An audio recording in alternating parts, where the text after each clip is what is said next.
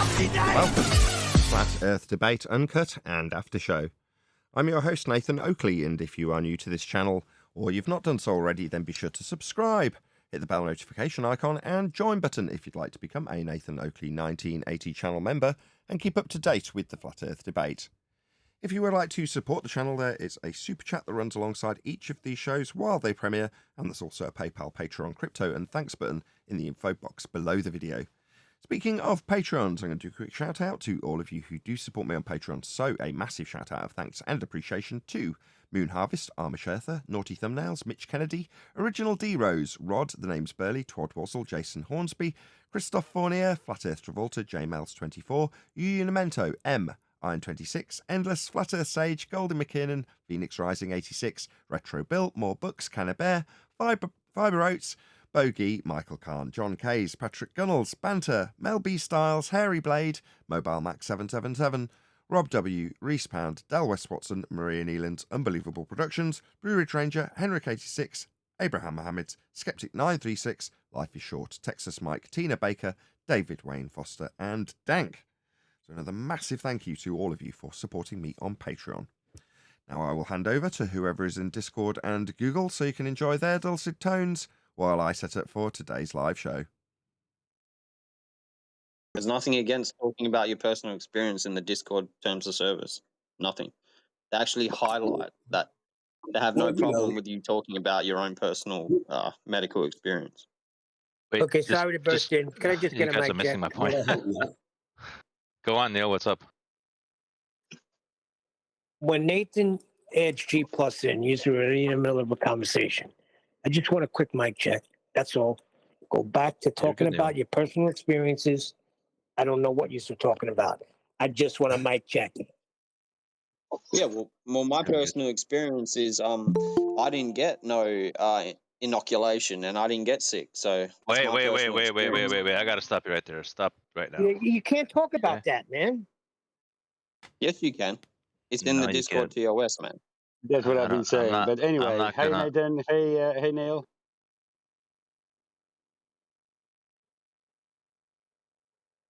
Yeah, but you can't talk about that now. That subject wasn't even a subject. Let's exactly. Neil, you weren't paying attention. You should have just let the conversation flow as it was going. Okay, just because Nathan came on doesn't mean you just have to say, "Oh, we got to talk about FE." We don't always talk about FE in the pre-show. That's correct. We talk about computers. Talk about we talk about video games. We talk about cars. All right. We talk about anything in the pre-show, and in that sense. Yeah, George. And this Jewish year is 5,784. 5,784. Wow. 82 was a good year. Definitely a good vintage for wine. Yeah, that's an old label. Yeah, it's got me bummed out that the certain rhetoric for certain seasonal sicknesses are starting to come back, and it's just like it's something I haven't even had to think about for like over a year, and now it's coming back into the subconscious of everybody. And like there was a YouTube video yesterday where like these TikTok kids, like they were teenagers, they were talking about like life hacks on how to get out of work or how to get out of school. And they said their number one life hack was to get sun-kissed and pour it on your COVID test because it always comes back positive. And I don't see how nobody can see a problem with that. Yeah, but this is climate change, though. Summer is finished. Now we're going to autumn. It's seasonal. Kids, the temperatures change. It's exploiting some current folly to get off school. That's nothing new.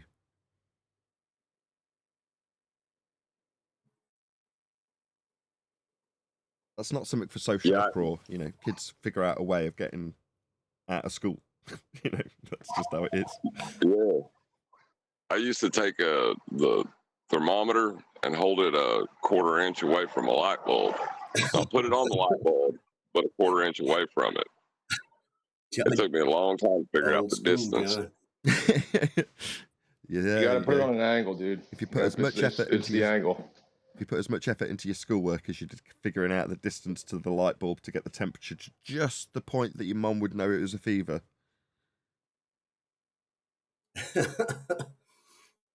Yep. Well, the mercury thermometers need to be shook down, so as long as you didn't go too high, you were fine. His computer started playing up yesterday, Neil. the thermometer next to a light bulb. Neil. What about the mercury barometric pressure and the buoyancy of all rising matter? Does that come into play? What, with getting off school? No. Oh. Good segue. I've got a serious question about, I hope everybody's had their coffee, but on gravity. Okay. So, as a serious question, where is gravity? Where is it supposed to be? First of all, what is gravity? What are you asking me? Well, where? The concept is on people's minds. Where? I don't know if where has been asked. I've got a rock on a string. I see I'm assuming it's straight down. We later find out it's straight down. A perfect vertical. Where is gravity? It's people Why would you misconceiving that deviation from horizontal. Hold on, John. That was a What weird is thing. straight down? And why is A that rock gravity? on You a still haven't string. told me Why what is a rock on a gravity is string to be gravity? straight down. A plumb bob. I want gravity people to tell me where gravity is. Where is it? I want got a gravity rock on a people to tell me string. what gravity is. Same thing with ether. Okay, Was thank you. holy Thank you. Instead Thank of you. the what, Neil, where is it? where You is can it? find it in the Where's it supposed to cavitation of. be? You can Okay, find let's it in the answer him. cavitation of liquids at about 33 feet. What? No, come on, guys. And I'll say, The convoluted gravity let me way. add, Pressure on the scale. That's what let me add gravity this. is. There you In go. terms of Well, let me ask. force. George is answering hold you. on. Nobody's everyone's just Hold on. waiting for their turn to talk rather than listening to the responses to the questions they ask. So you've asked a question, George starts answering it, everyone else just carries on talking. Why ask the question if you're not interested in a reply that you get? Neil just wants to bark his sentiment through the top of everything. No, I was I don't. excited to hear Neil get at something. George is answering your question. What you got, George? Well, Nobody gravity wants got Neil. convoluted with weight, isn't it? Pressure on the scale. That's what it is. There you In go. terms of force. Okay, let me add right there. Let me add this. I heard John saying this. This is true, up and down. Okay, what makes things go up? What makes things go down? Right, the medium. All right, understood. However, there is a true up and down. There is an exact up and down, an exact vertical that the earth shows us. When we hang rocks on a string, a plumb bob, we can hang many, many, many. They all go to the same place. Perfectly parallel. Okay? Perfectly And where do you parallel. hang this string? On the clouds? Anywhere you want to. Anywhere you want to. Any distance, any height. One to another, they're going straight down. Now, in our body, in our inner ear, we understand what balance is. When you are crooked, you know it. When you're crooked, you know it. When you're upside down, you know it. This is quite the Bubbles magic trick. know So it. you hang a string, and you get in your ear. What? Good. Sounds like a magic trick. A plumb bob. A plumb bob's going straight down every time. Straight down, not Time crooked out. ever. So there is an absolute up and down. It's not just what makes things go up and down. There is an absolute up and an absolute down. A 0-degree vertical that the earth shows us when we hang a rock on a string. Now the question From is, where? George where asked you. is From where? The clouds? Yes. Well, where Apparently. is gravity? What's pulling these rocks on a Yeah, but string that is a straight down? misconception, isn't it? That is a Nothing. misconception. A plumb bob needs to run parallel to something What? else, or something else is to run parallel to it. It's a parallel line. If you're going to build a wall, you're going to build it parallel to the line of the plumb bob. That's The correct. line That's on why its we own, use them. on its own, it's just a pendulum. No, it's just a pendulum that is not swinging, just straight down. It needs to run parallel. Straight down. George, you're missing the trick. A vertical line It does. somehow became a force, which is gravity. Somehow vertical is a force, which is gravity. It's interesting. Exactly. And that's what I'm I asking. want to What is know what's gravity? pushing up helium And balloons. so This is so where? important. So the question: where is gravity? What's pulling these rocks straight down on a string every single time? Pulling? Not just They're up not or pulling down, anything. straight down. What's pulling them? The rock is Where going is down the because the air can't support it. That's it. There's no support, density That's support true. for the air, We're not for talking the about rock. that. So it's going to go down. The rock won't go But we're down not. in Yeah, Mercury. you're talking about weight. You're But talking You we're not. won't about have that. That plumb bob is no a good to be in way. Mercury. Gotta a It's listen heavy to the object. answer. This is unintelligible. We can't hear anything. It's ridiculous. I mean, what pulling the rock down? Nothing. It's not getting pulled anywhere. No, Thank you. no, hold on. I'm not asking. I'm saying the rock is completely vertical on the string. The string. It's not about the medium the rock is in. It's about where these strings are pointing. Now, if gravity, wherever it's supposed to be, I mean, is it pulling these strings straight down? What's making the strings go straight down? Straight down every time, The way on 100% its The of rock, the time. the rock is making it go straight I down. know that. Because the rock. But why are they going? That's What stated is out making there. understandable? In other words, the strings are pointing. The strings are all pointing straight down, one to another. They're all parallel and pointing straight down. Now, what? Only if you're a using rock. pulling If you're using a force. helium balloon, they're all pointing straight up. Same thing. That's true. Okay, that goes to my point. Straight up, straight down. The balloons know straight up. There is a absolute up and an absolute down. We see it all every day. My question is, where is the gravity supposed to be? Is it a pulling force? Is it time space bending? What's making this natural? When we hang a rock, this is so used every day. We do so much with the plumb bob. The building you're in used plumb bobs where you're sitting right now. Convoluting this convention. So Anything level hold and on. plumb in your house Okay, has used those tools. So convoluting this convention. So yeah, you say there's an absolute up and an absolute down. Okay. If you've got a glass of water and you spill it over in a bathtub, does the water go up or down when it is hitting the surface of the bottom of the bathtub and spreading out? Is it going up or down when it spreads out? Oh, that's right. Is it going up or down? Mm-hmm. Yeah, Great point. down. No, great point though. Okay. What about if you fill the bathtub with water? Yeah? The glass that's at the bottom, we're going to assume stays in exactly the same place, right? But the level of the surface of the water rises.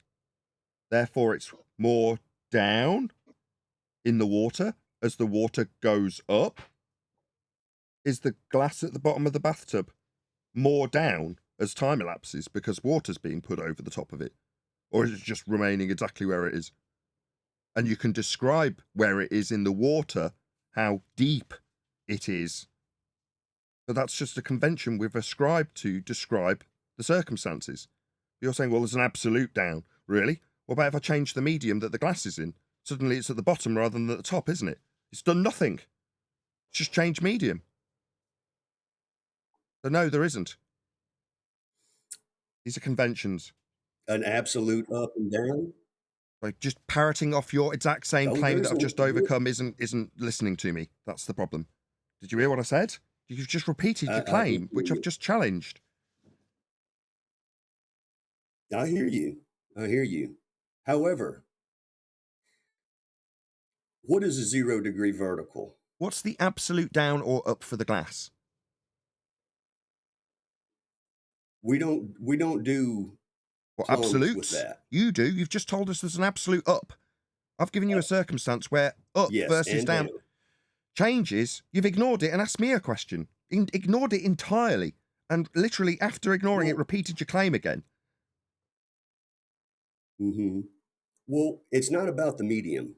It is. I've just given you a circumstance with a medium change, and it's not about your specific example that challenges my absolute claim. Yeah, it is specifically. I've put it into a circumstance where the medium's specific.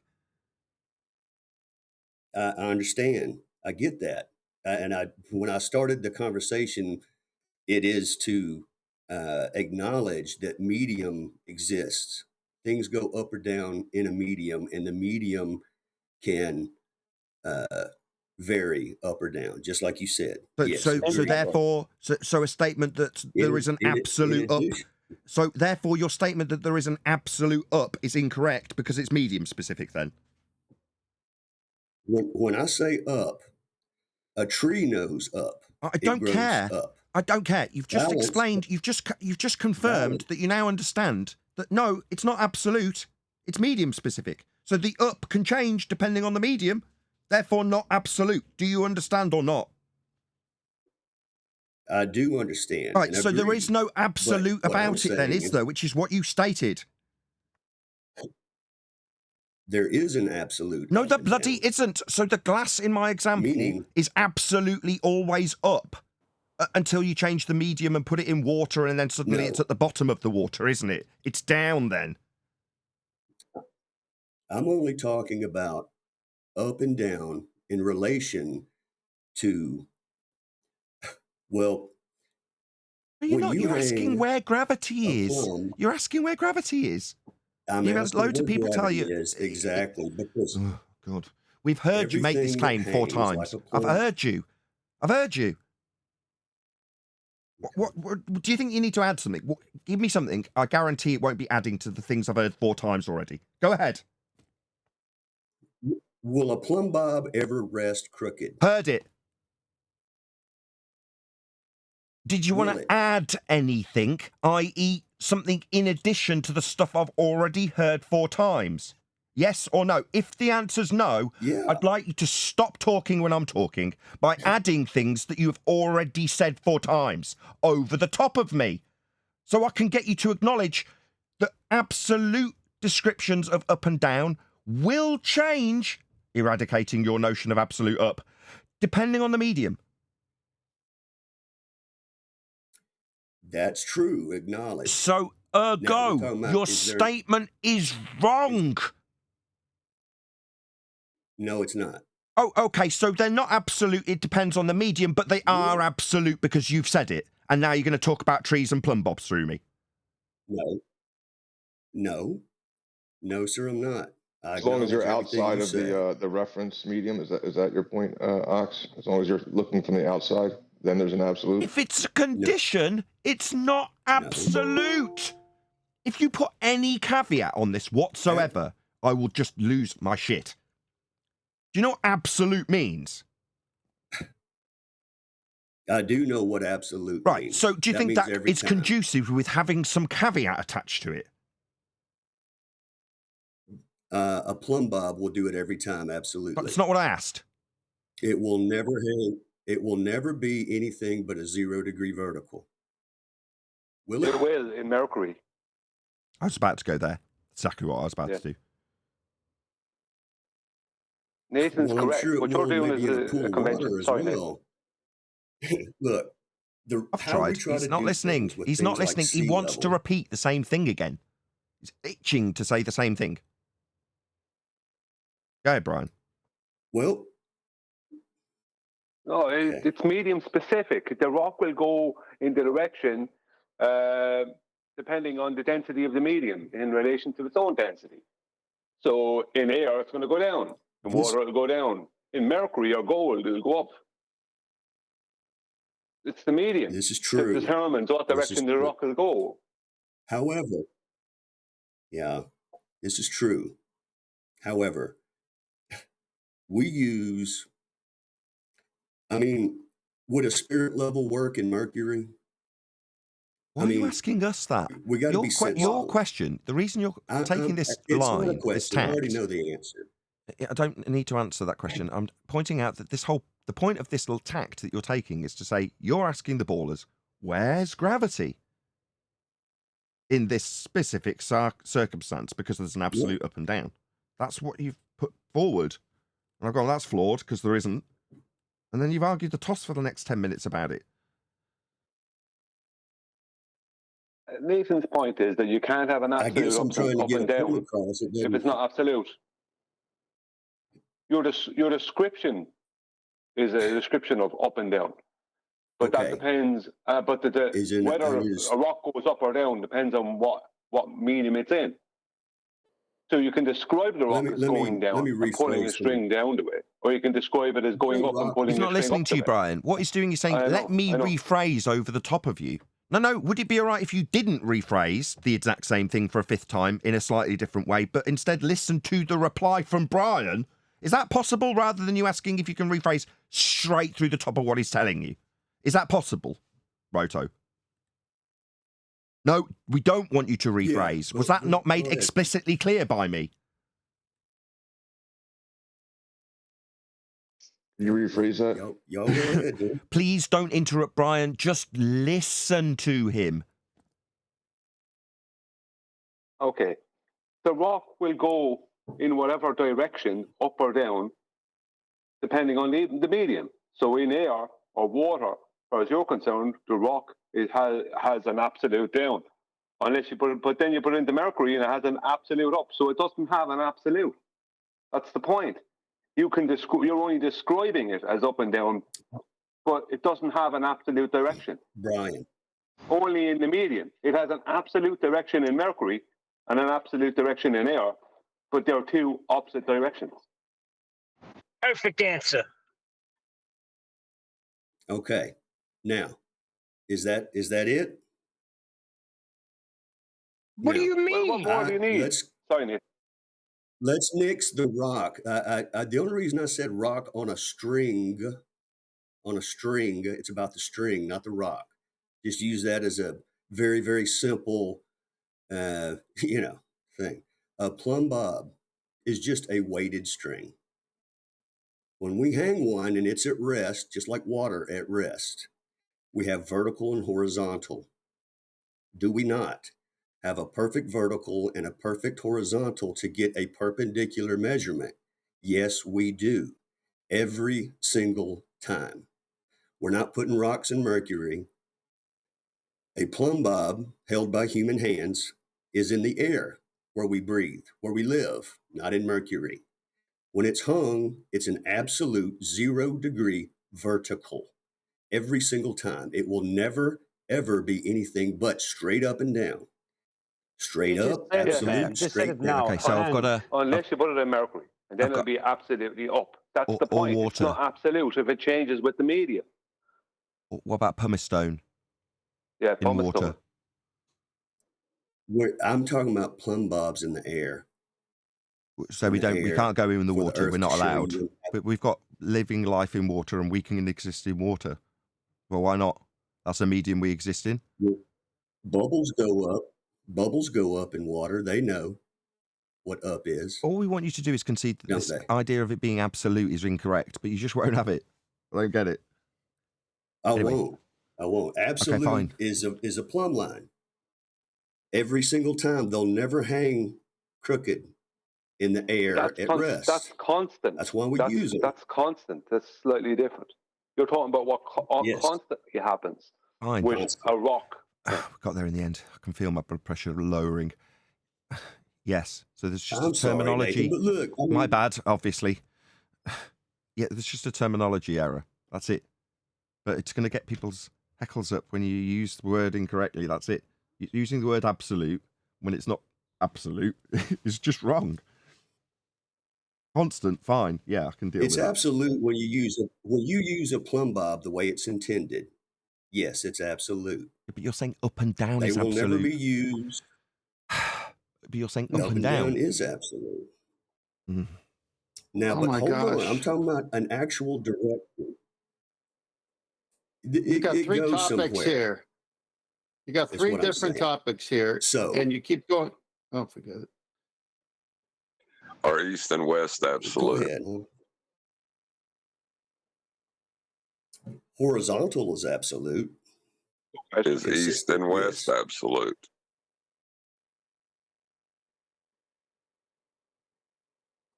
Absolute?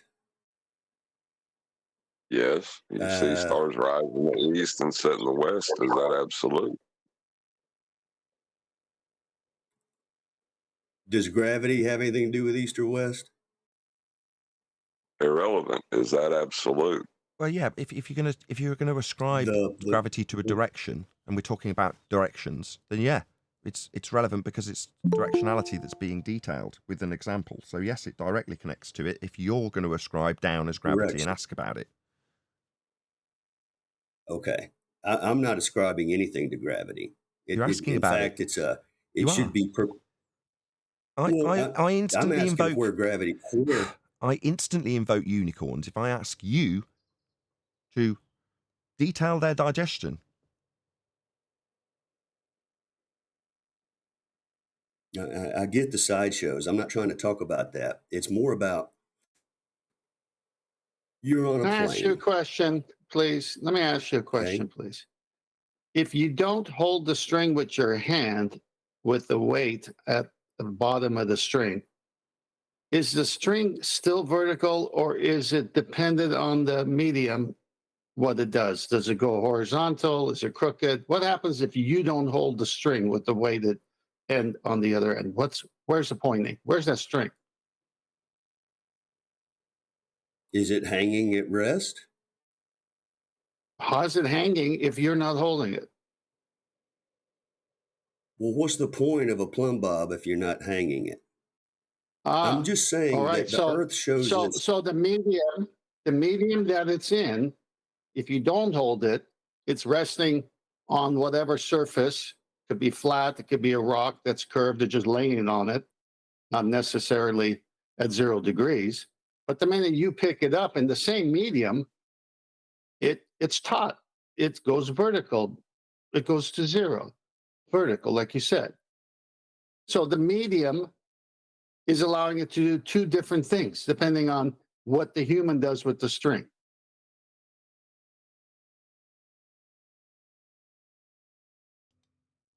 Good morning, everybody. Let's get it on.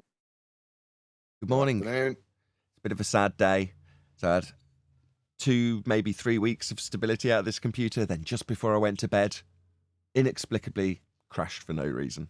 So I spent till about 3 a.m. turning every little notch down, just 1 notch, because obviously long-term stability, not a good thing if it's going to crash after. Why? Just long, prolonged use. So the more I've got used to the fact that I've got a working computer that's not falling over constantly, I've used it more. So last night I was just up playing a game, and the computer had been used all night, playing Netflix for my wife, and my daughter had played on Minecraft, and then that was after doing the show. So from the moment I got up till the moment I went to bed and it crashed, it was being constantly used. Not heavily all the time, but periodically heavily. And then after about the 20th game last night, it was like 1 a.m. Well, I really should go to bed. But I just won. You know what I mean? You know, it's video games. We're kids at heart. Anyway, that was the point that it crashed. So I'm like, oh, well, there's my long-term stability test. I mean, I haven't, since it's been stable, sitting in front of it for 12 hours with stability tests running, because it's been pretty much stable. But in not doing that, it's not long-term stable, not 24/7 stable, which just means I've turned the memory down 1 notch. I've turned the clocks on 7 and 8 cores down 1 notch, and then turned the GPU down 1 notch and upped its voltage a tiny bit. And that's it. Hopefully it will be inevitably long-term stable from this point if everything's been turned down. Are we going to have a problem today? Maybe. No, Houston. No. That's what I'm telling Houston. you. Maybe. We'll see. Hopefully not. It's all right. I'm sure. Just it'll be remember, fine. when you ride a horse, it's got to stop and drink every now and then. Well, exactly. I mean, Yeah, stop wearing it out, Nathan. You're wearing a computer out. you can't It's wear a flattered computer to out. be. Go No. get another. Yes, you can. You just told us you did. It was tired. It wanted some rest. And you just want to play games and jeopardize the show for today. No. Thank you. You're There's trying just- to beat entropy. You can't be beaten. Right, typically, most people are lazy. They'll tune their computer and then they'll run a stability test for a couple of hours. Now, after doing it for 12 months, running it for 12 hours daily, every time it crashes to see if I can get it stable for the following day, doing that night after night after night after night, I got sick of it. So the GPU got upgraded. Sorry about this if you just tuned in expecting housekeeping. They'll come eventually. But I changed the GPU and it was so much more stable instantly that I was like, I remember saying to you guys, I could twiddle with this last knob, but it seems fine. And Ad was like, just leave it. I was like, yeah, sod it. I'm just going to leave it. I'm going to use it. Start enjoying using the computer. But I didn't do any really long-term stability tests on it. Well, last night I did. Pain in the ass, and I've done them all the way through till this morning. So I'm like, I need twigs to hold my eyes open because I'm really exhausted. But I've done it, and I've turned everything down one little notch, which is annoying because I thought I got it really stable and really speedy. Well, it's just the way it goes. A little bit less speedy is not going to be noticeable, I'm sure. But hopefully it'll be long-term stable. And if it's not, I'll turn it down one more notch, Neil.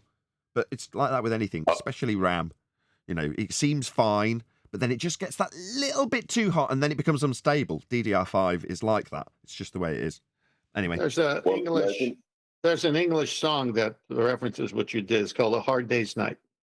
I did do a Hard Day's Night, and I haven't done it for a while, so I'm not thoroughly depressed, but I can feel the depression that was all over me for the last 12 months slowly coming back as I was doing it through the night and this morning. Anyway. Nathan, all you got to do is wait on the heat to fall down and go boom, boom.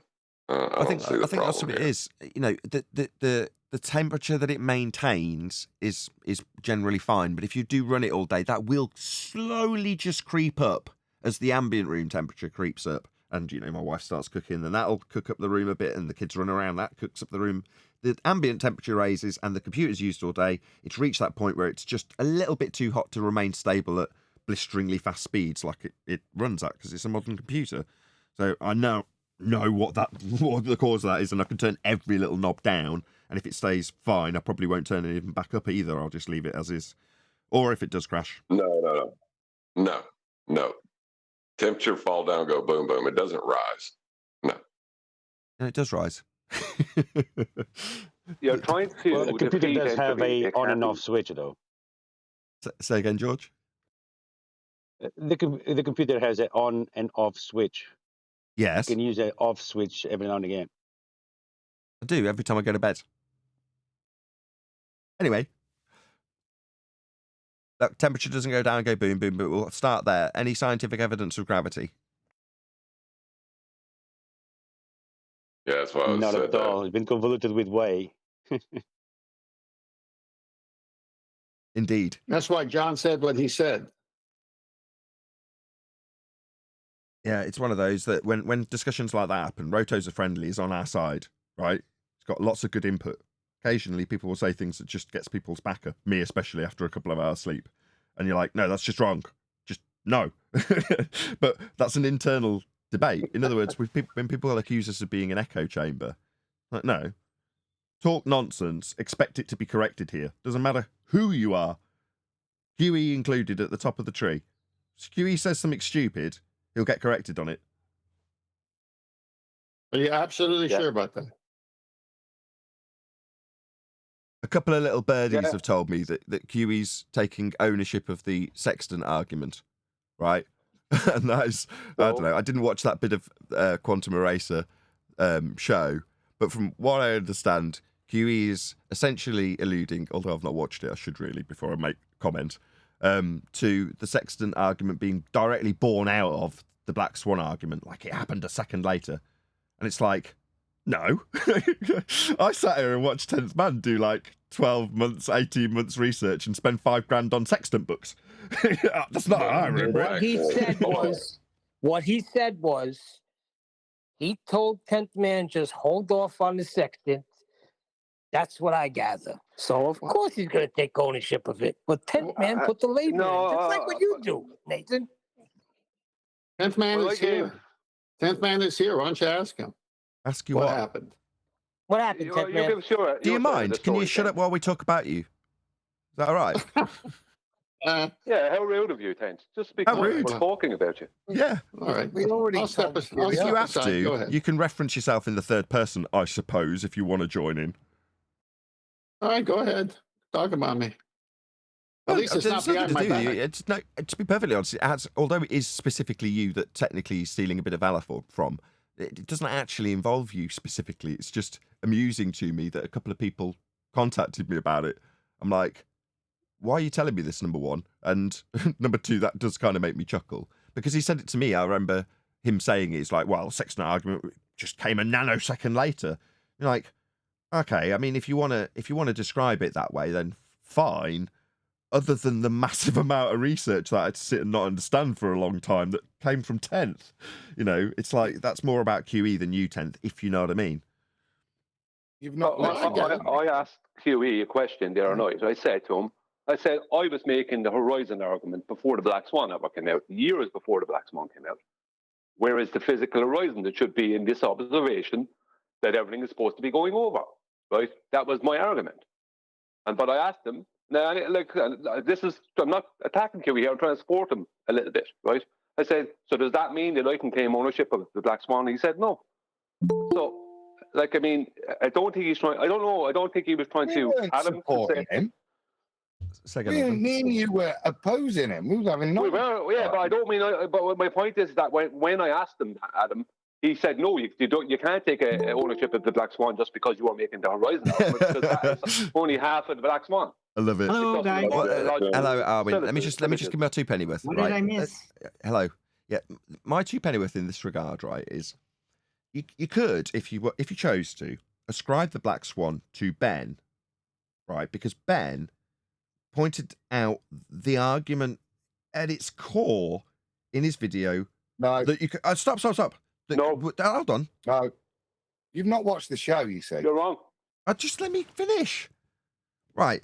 Ben needs credit because he points out where the mathematics of the geometric horizon would be calculable with a 10-mile horizon in BLMSB's image. He didn't put it into a modus tollens, but he did postulate that fact. Right. So therefore, by bare bones association, you could say that he started that argument. Now, I'm not actually saying that because that's not the standard I'm going to adhere to, if you'd let me finish. I'm saying that the person who takes credit for an argument is the person that puts it out there, that gets behind it, that rallies other people to discuss it, to make sure people understand how the argument works, that does all the research on it. So it's all well and good if you put the argument out there in a video once. It's like the R value. Do we credit smokescreen design? He was definitely the first to be pointing out how, strictly speaking, you'll need a flat plane for that. There's so many arguments you could credit smokescreen for. You don't, because he's not out daily making sure people have little catchphrases like 10th with, don't mention 90, for example. Putting that out there is what makes the argument someone's. Now, with QE, even if he just formulated it into modus tollens and then did one video and never mentioned it again, but yet everybody on Flat Earth Debate, this isn't the case, but if everyone on Flat Earth Debate were the ones that really pushed the argument and sort of made it our own, and QE never mentioned it again, and then just came along 2 months, 5 months, 12 months later and was like, that's my argument, I deserve all the credit. You're like, well, yeah, you were the originator, like smokescreen design in my example, but it's us that have put the work into it to make it a prevalent argument. That's it's us that deserves the credit, not you. Now, for Black Swan, QE deserves every bit of the credit, all of it, 100%. Because without QE pushing it and making sure people understand it, making videos on it, going into the trenches and arguing it and making sure other people can argue it competently, etc., etc., etc., that wouldn't still be here today. But likewise, in terms of the sextant specifically and detailing how it operates, how it works, how it functions, don't mention 90, all of these sorts of things have come directly from 10th Man and his input, therefore his argument, as far as I'm concerned. Hold regardless on. of... No, that's an incorrect argument. It's to say car dealers made the cars. No, that's wrong. Well, first of all, we're talking about the wrong subject here. the issue at hand is who said it to who first. No. My version of the story is I had called QE about 2-3 times on Skype just to understand the black swan argument, the modus tollens, because I wasn't getting it at first. He sent me a couple of slides and he says, don't show this because I haven't come out with it yet fully. So with that back and forth, I understood the black swan. I said, oh my gosh, the horizon, I get it now. I said, I bet the sextant, because it uses the horizon, is going to prove a flat plane. I said that to him. His version is he said it to me. That's where we're stuck. It's my word against his word at this point. No, I remember you saying it, Ken, and he told you hold off. No, Neil. No. Listen, let me finish. So when I said that, okay, look, I was there. I'm trying to give you my rendition, and God be my witness. After I said that, he said, you know what? Hold off. Let's do the black swan first, and then we'll come in with the sextant later. I said, fine, I'll go do more research on it. That's how I remember it happening. His version is he told me about the sextant and then told me to hold off, and then I went and did some research on it. That is what he said, totally false. Nah, that's not what he actually said, though, is it? Yeah, they are in totally opposite claims. Yeah, they're both claiming it themselves. But as I was saying, and you summarised it nice, it's not so much who came up with the idea. Because on QE show, I said, well, I could claim it just as much because I had real interest in the anti-Ethereum method. I'm Brian. I could link it to that. So the point is, as you said, it's about bringing the argument to the table and presenting it repeatedly, not who can claim they had that first initial idea, because that, to me, isn't bringing an argument. Yeah, that's I had that idea before you. Yeah. Hold same on. with the black Hold swan. on. That's why the black swan is QEs. Hold on, John wants to directly. Hold on, Adam. I will let you round out. Everybody else, John wants to contradict you. Therefore, he's got a lot to stutter over the top of you. But I want you to conclude. Then John will contradict you. Go ahead, Adam. Yeah. So just to finish, that's why the black swan is QEs, because what is it? It's the black swan argument. It's the logical syllogism that's fully his, and he fully took it. Yeah, whether it's BLMB's picture or somebody else's initial spotting of the horizon, what this thing is that is now used is the black swan argument. Just like when we talk about the sextant, we reference all of the information that Tenth shared with us. I'm Brian. Okay, now let me just say this: the amount of work that Tenth put in is astounding, right? And nobody can take that away from him. But the dissemination of information is not the formulation of an argument. Neither is you pushing an argument, you creating that argument. The argument is not the sextant. The argument is, how do you get an elevation angle from a curved adjacent? Yeah. Who formulated that argument? QE. Brian did. No, QE did. No, he summarized it in that nice, succinct fashion. But we were asking how we're getting an elevation angle, what are you getting it from? It's not who made the best summary. Like I say, it's about the summation of work and taking that thing out there. That was just like I give the black swan to QA, even though there's lots of other people behind it. It's the same. When we say the sextant, it means all that body of work that Ken Exactly. Right, Exactly. I would agree. But even the argument that was refined by all of us, including QE, Yes. it was him, because he started the argument that he put forth in a concise format initially was, how do you get an elevation angle from a curved baseline? But then that got refined to how do you get an elevation angle measurement from it was from a curved adjacent, and then it changed to curved baseline. Look, I brought in everybody because I needed help. I wanted everyone to get involved with the initial discovery. This is when I showed the depression angle and those slides. John refined that, and now he's got that whole thing nailed down. I don't sit there and say, I showed that depression angle slide, and that triggered you to formulate it. Or no, everybody's helped the Sexton argument get better, including QE.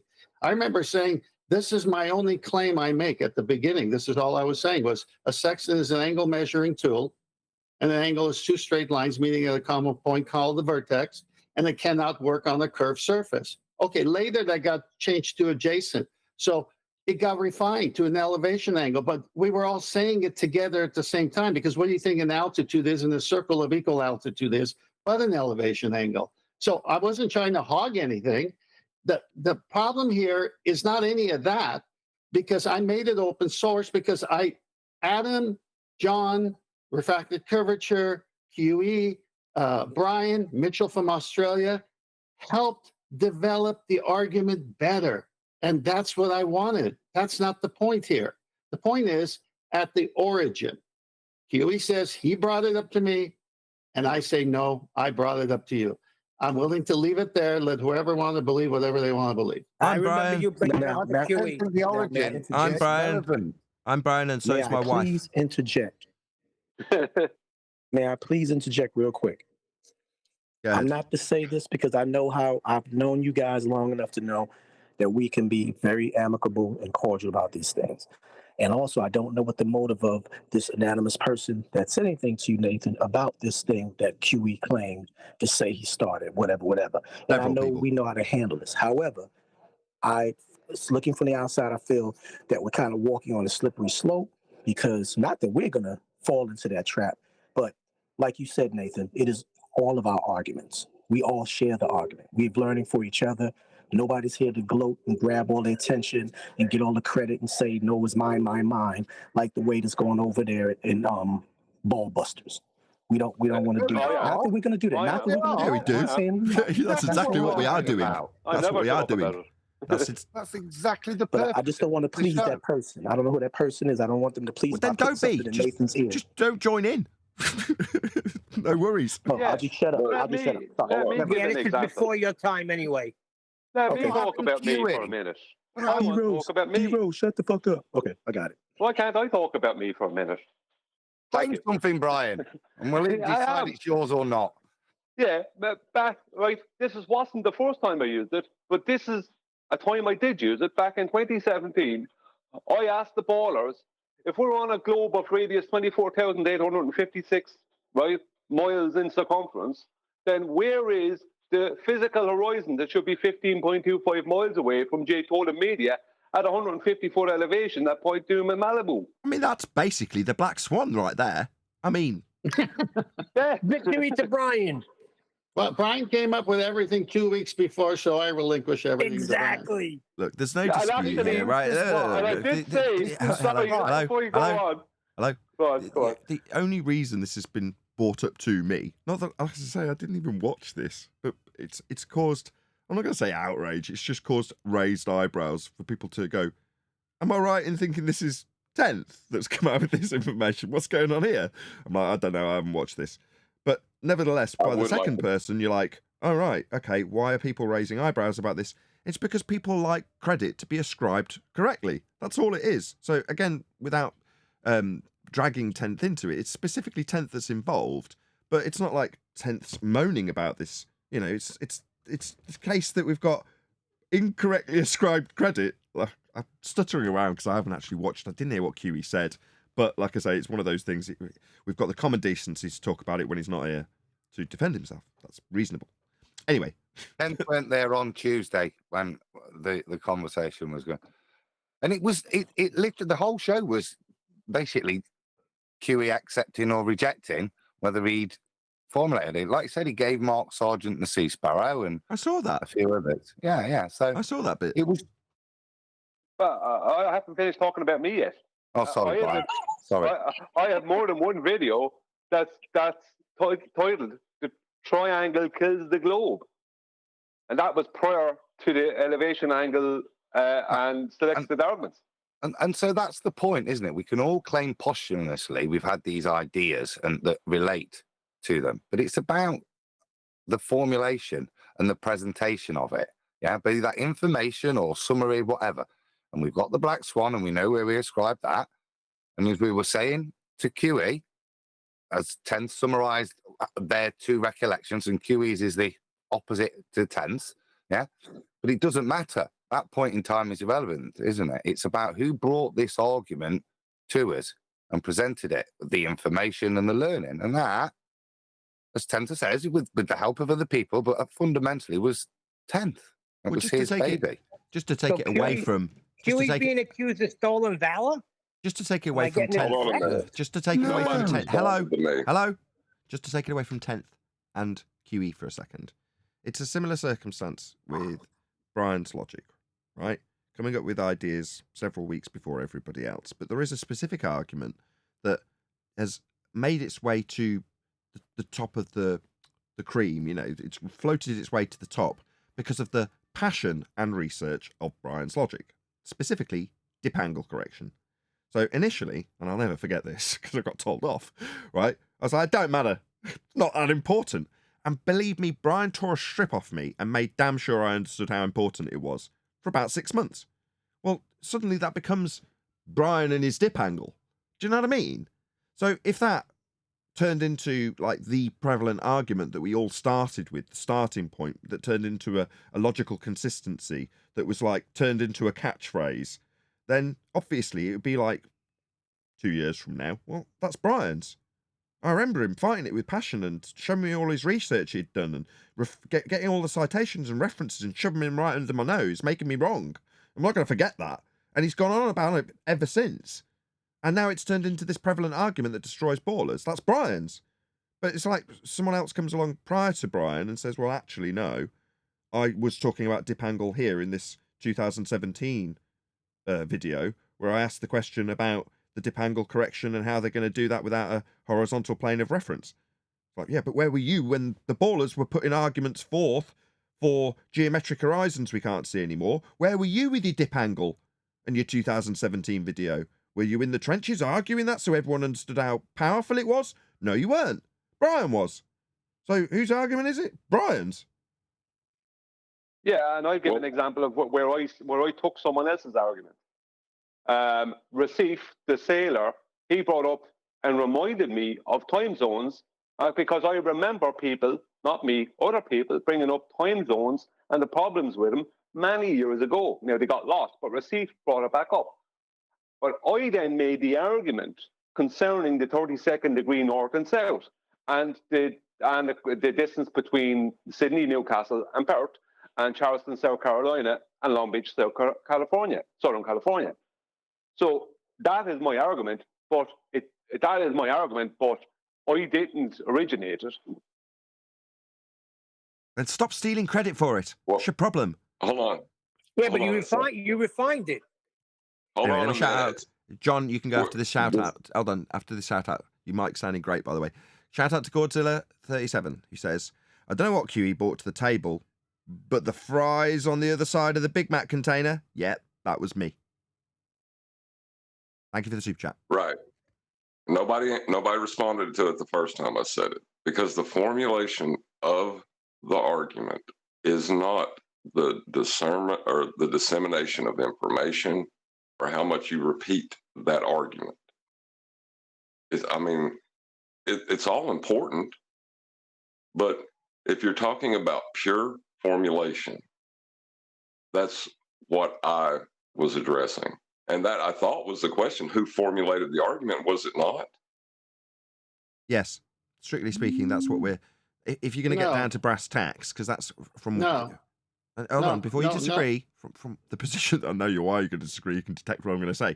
From QE's position, he's saying, well, no, it's a direct consequence of the Black Swan argument. Therefore, it's inevitable, and therefore, I take credit. I said no because I listened to the show that you haven't listened to. And it's the sextant is the argument, not the elevation angle, which came because of the sextant. And it's not even that. It's who said it to who, and it would happen a nanosecond after the Black Swan. Well, the reason that could be true from both sides of the story is because I mentioned it to him because I was in dialogue with him about the Black Swan. And of course, they were birthed almost at the same time because I brought it up to him. But then he's saying now he brought it up to me and told me not to talk about it. That is the difference whoever you want to believe. Let's just move on. This is stupid. Fine. I got a review video for you. CNN, will I get a copyright strike? No. This is a review video. You're reviewing, you're pausing. It's Neil deGrasse Tyson talking about something so absurd. I love how you think your reason and logic and fairness will overcome algorithmic bias towards a mainstream news outlet. No, the algorithm won't care that this is fair use. But we'll cover it. You've done news videos before. I don't see what the problem is. Problem is I'll get demonetized for it, but we'll do it anyway. Please smash the super chat because this video is about to get demonetized. Celebrating after a mission that's simply out of this world.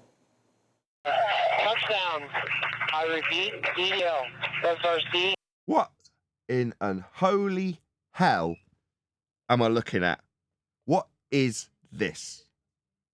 Do we not live in an age where you, as a member of the general public, can go out and buy an 8K television set and an 8K camera to wire up to it as a webcam? I'm pretty sure that from the comfort of your living room, you can produce images so sharp and crispy that they'd make, I don't know, the guys from the 70s, maybe late 60s, like cry with how pure and fantastic the quality is from your seat at home. Yet, what is this? I mean, I'm not even kidding. I'm asking. It's not rhetorical. What the hell do they expect us to believe this is that we're looking at? He has touchdown. Turns out it was rhetorical. What do you know? NASA has collected an asteroid sample from... Just have to be on the live feed. God, have you not all watched I'm this? on my phone. I can only be on either Meet, Hangout, or I can be on YouTube. I can't do both at the same time. This is why you don't get any credit for any arguments, Brian. Space, that's right. The capsule that scooped... I'm Brian, and so is my wife.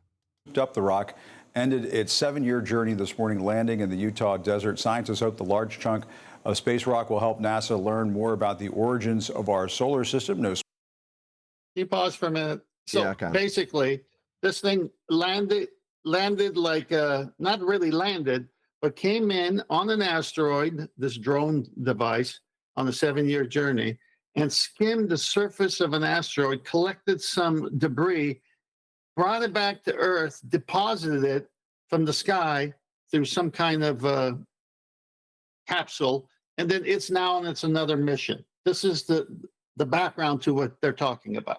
Asteroid dust collected by this drone. You're telling me they shot into a second law of thermodynamics violation sky vacuum a dustbuster with wings? Yes.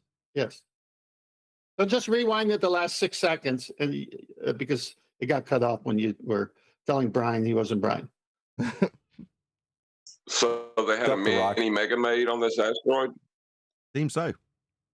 Ended its 7-year journey this morning, landing in the Utah desert. Scientists hope the large chunk of space rock will help NASA learn more about the origins of our solar system. No small thing. Let's bring in world-renowned astrophysicist Neil deGrasse Tyson, whose latest book, To Infinity and Beyond, A Journey of Cosmic Discovery, was just released this month. Neil, it looks like another great book.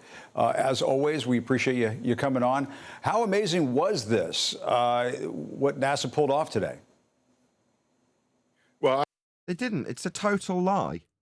There's no Mega Maid flying out to a second law of thermodynamics violation sky vacuum to pick up rocks that they claim to be on a 7-year trajectory based on orbital mechanics and derivations of Kepler and Huygens.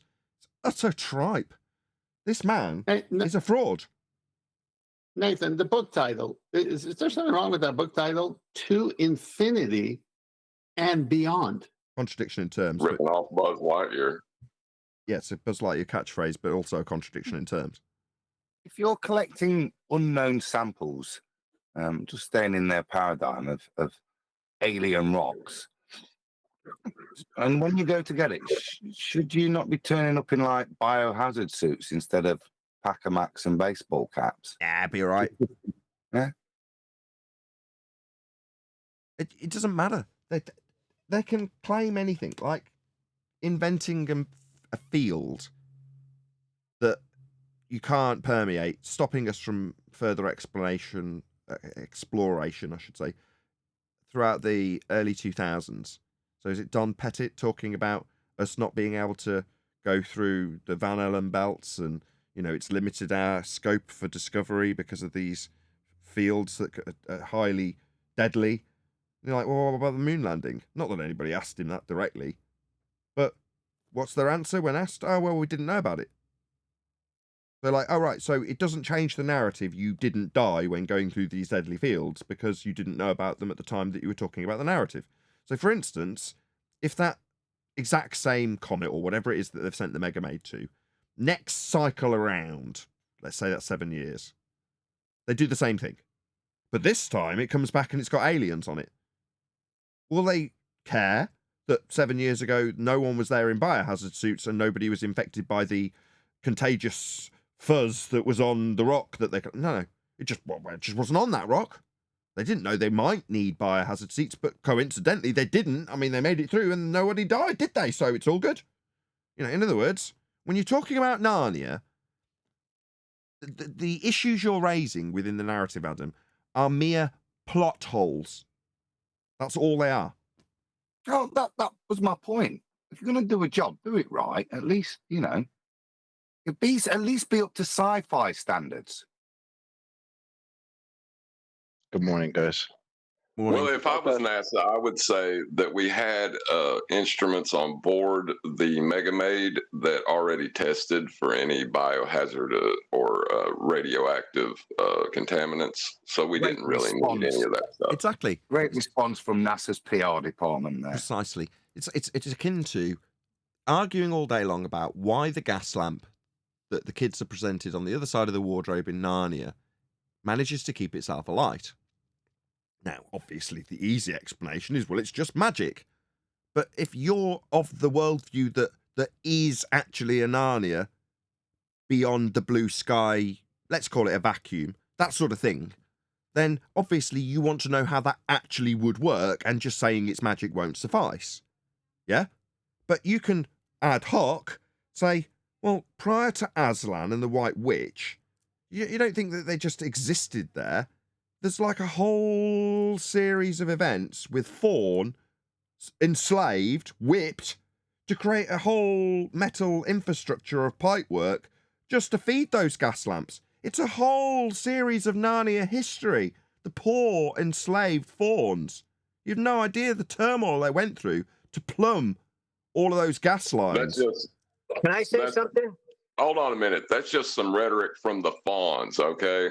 What actually happens is the beavers invented a hydrogen converter that takes the hydrogen from the air to power that gas lamp.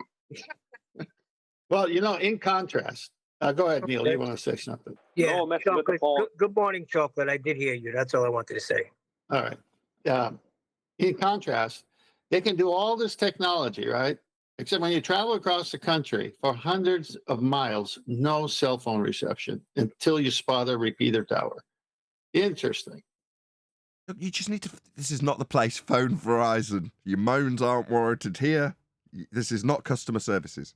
What's your problem? You had one of those turns again. Nurse. No, what I'm trying to say is, you got all this technology to give us this unbelievable made-up story that this space drone type of thing that you sent 7-year journey skimmed off the surface of a traveling asteroid at just the right trajectory angle, scooped up some dust, then just said, let's get back home, deposit this through some kind of capsule, and then we'll go somewhere else and do our little job. You can do all that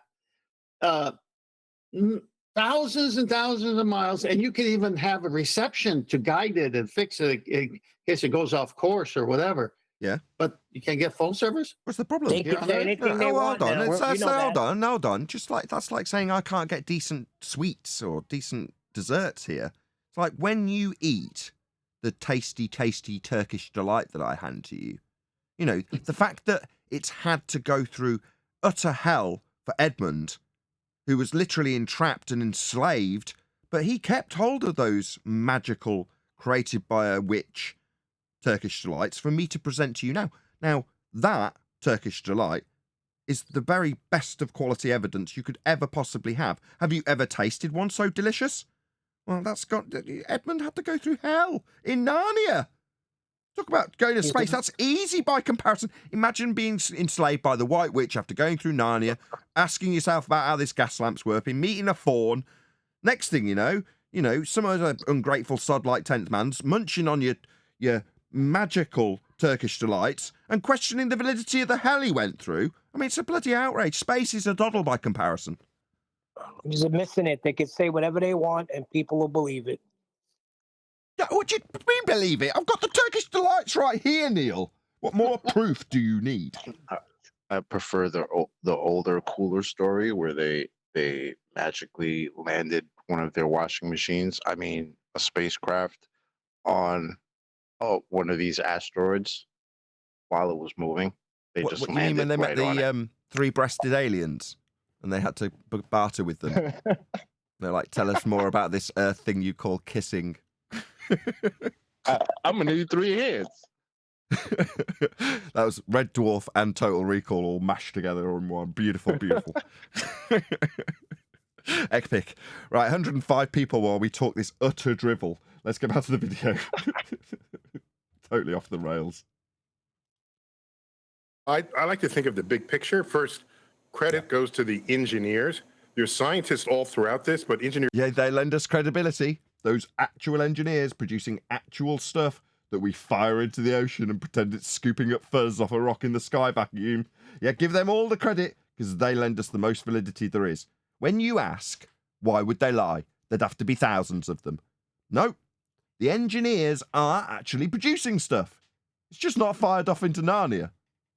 Engineers made it work, so not enough. Made it work. That's the important part of this magic trick. The engineers who've got plausible deniability and are compartmentalized into not knowing what the hell their stuff actually does when it gets shipped off to next man to be parted together with something else, to be claimed to be sent to a sky vacuum that isn't real, they lend every bit of credibility that there needs to be to this story. And they are the ones that would say, of course my absolutely fantastic engineering work went into space. I didn't see it. I didn't launch it. I've never been to there. But I know damn well I made this piece of equipment, and that's what NASA do. Therefore, validating NASA's sky vacuum. So this is the crucial part of the trick. That's why it's first. Well, they would lie because they know they have an. They would lie because they know they have an audience that's naive enough to believe them. It's easy to try lying then because if you know how naive your audience are, because you test that out beforehand. And history shows how naive the audience is. Then why not? You know what I mean? From their point of view, why not? They won't go against us. They'll literally defend us. They know the audience that they're polling will defend them. They know this. It's like Hollywood. Engineer. Not only that, but he starts with the engineers. Then he brings in scientists, which means he wants to use science to support a pseudoscience claim. Listen to kids. We're literally in a place where science fiction can actually become quote unquote reality, right? Because they've produced so much fantastical stuff to tell and show people, right? That now you can just tell them anything and people will just believe it. Just have a little math over here, right? A cool story that goes along with it, and people will believe anything. You mean the India moon landing? Yeah, those things? Something like that. Even though, I don't know, they might want to brush up on a little bit of their CGI because, I mean, even normies were like, bro, this is rough. This is horrible. We launch a space.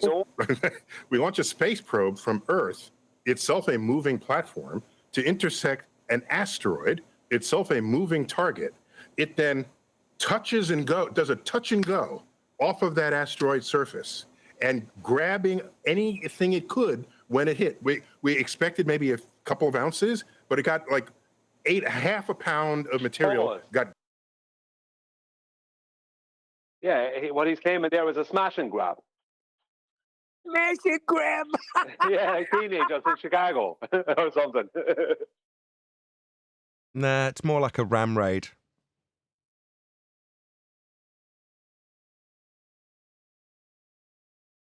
Grabbed up into the capsule. Then that continued on to re-intersect Earth, deploy that capsule, and then it kept going and it's on to another asteroid. And so, yes, it is rocket science. And no, it's total lies in an area of volume that gas we are breathing would fill if real. Don't have a sky vacuum, there's no journeys, there's no robots in space, because there's no space. Go ahead. Well, when they're calculating these supposed rocket science and the orbital motions they'll need to travel to these places they claim exist, where will they get the plane of reference to do these calculations? You're gonna need a flat Earth for that. Was that Lamborghini? Badass. Every time you do that, all I can think of is what's her name? Christy Brinkley pulling up to Chevy Chase at National Lampoon. That's the only thing that comes to my mind every time you do that. yes, it's a brilliant feat, and I look forward to more of this in the future. Absolutely. And what are we hoping to learn from all this? I mean, it's a long way to go. It's a complicated mission. There's got to be a good reason behind it. This should be good. All evidence suggests that the asteroids are relics of the formation of the solar system. So in terms of an affirmation of your already in place history, that's all they're going to offer. How will this advance humanity as opposed to let you shed light on your past history of Narnia? 4.5 billion years ago. And think about it, on Earth's surface, there's nothing that old. It's been subducted, coming in and out of volcanoes. He's asking you what use it is. Volcanoes, everything gets interfered with when you're on a planet. But if you're free... You've got a rock, it cost billions to acquire. What's it useful for? Me telling you about volcanoes millions of years ago. Very useful.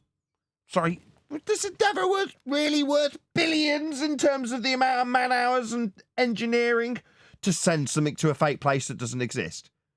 Oh yeah, absolutely, because I get to tell you a little story about my bullshit story about evolution. I certainly do. That's right, that's right. Worth every penny of your money, taxpayer. Really floating in space, you have the pristine ingredients. And what is likely we'll find is organic molecules. You know, we think Earth is some special place to form organic chemistry. No. So what it's going to show you is you're not very special. So you've spent all this money for us to go to a place that isn't real, for us to gather up some organic particles. And then when we look at them, we tell you, you are completely insignificant. Wasn't that worth every penny? Wonderful, isn't it? No. The carbon, oxygen, nitrogen, these elements, these organic basic ingredients. They're basically everywhere. So you think you're special? Nah, there's life, basically. The ingredients for it are everywhere. You're not special. Wasn't that worth 8 billion? In some asteroids we have known have formed amino acids, the building blocks of protein itself, a building block for life. So there's a treasure trove of chemical information available. So the chemical information that's out there in the scooped up vacuum dustbuster rocket ship in Narnia, you know, that's going to be really useful. It's going to advance humanity in a massive way. You can just see it. It's really, really good. Available to us, right ready when they open the capsule. And one of the things I think is interesting about us messing with this asteroid is that, and correct me if I'm wrong here, Neil, help me out. Apparently, this asteroid is a little bit of a tricky thing out there in space, in that maybe in 100 or 200 years it might slam into Earth, which doesn't sound so good. Oh, that's a bonus. So for our extra billions that we spent, we've got a story of death coming your way. Go on, whoever that was. I was just saying, be afraid. No, don't be afraid. Be very, very, very afraid. Be your children. Don't just be afraid, is what I'm trying to say, Neil. Be afraid for your children and your children's children. Well, at least in space, nobody can hear you scream. So I guess being able to fly something over there and landing it on there, that might give us some faith that perhaps, we might be able to knock it off course or something down the road? Like in Armageddon. Yeah, I would suggest we chuck billions at that endeavour to give people some faith that we could avert disaster in Narnia. That's very, very wise investment. Are you talking about $1 trillion thrown towards an asteroid defense system? Yeah. Drop in the ocean. Okay. Hold on a sec, because I, unbeknownst to anyone, using my own funds, built a rocket and fired it off 2 weeks ago that intercepted that comet and changed its trajectory. So I need to be back paid, but instead of that, y'all can give Nathan some super chats. This is definitely getting a yellow dollar sign of you're not getting money for covering this. CNN is definitely mainstream. You are but a flat earther. How dare you respond to this? To help us fill in the gaps. Precisely. Unlike with. Can I just say to Chocolate that when you say, yeah, you're going to need a flat earth for that, remember the start of Cannonball Run 2 with the two girls in the Lamborghini going past the cops? That's Cannonball 1. For that. That's number 1, isn't it? Yeah. I think that's the original Cannonball Run. Oh, I thought it was part 2. It doesn't matter. It's the start of one of them. Yeah, the start of the first one is when they're driving past all the road signs and with spray paint they're just like scrawling out 55. And then they get into two girls in a Lamborghini. Yeah, in a Countach, in a black Countach with a big spoiler. And then they change it to white or red or something like that. And then you're thinking of the second one's got a colour changing car in it. Anyway, let's not get into the nitty gritty of Cannonball Run, which is awesome. It's as relevant as what they're talking about there. But we carry on. We're in a Lamborghini. We're referencing how you're going to need a flat plane for the orbital motion that's being detailed for the mathematicized, fantasized sky vacuum, second law of thermodynamics violation, also known as outer space, where they're claiming to collect rocks and chucking billions at preventing the fear that they've induced when they told you that this could kill you. So you need to pump billions into stopping it from killing you. You know, it's only reasonable. What they try to, unlike what they try to do in the movies, which is like destroy it, that's unrealistic. Unrealistic and cheap. I'm sure there's more expensive ways of pumping money into Narnia than just blowing it up. We can scoop rocks off it. We're already doing it. Typically, given the mass of these asteroids. Go on. He literally just connected the Armageddon with the nonsense that they do, right? Or a movie like Armageddon, because that asteroid that they supposedly landed a spaceship on, well, that's the story of Armageddon.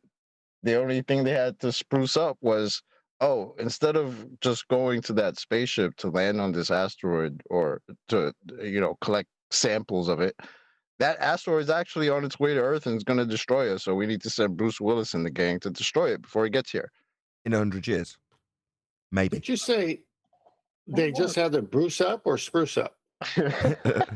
Very good. Hold on, one sec. Shout out to Lumpy Gas in a Vacuum says, Nathan, you are ace. Oh, thank you. So glad I found you.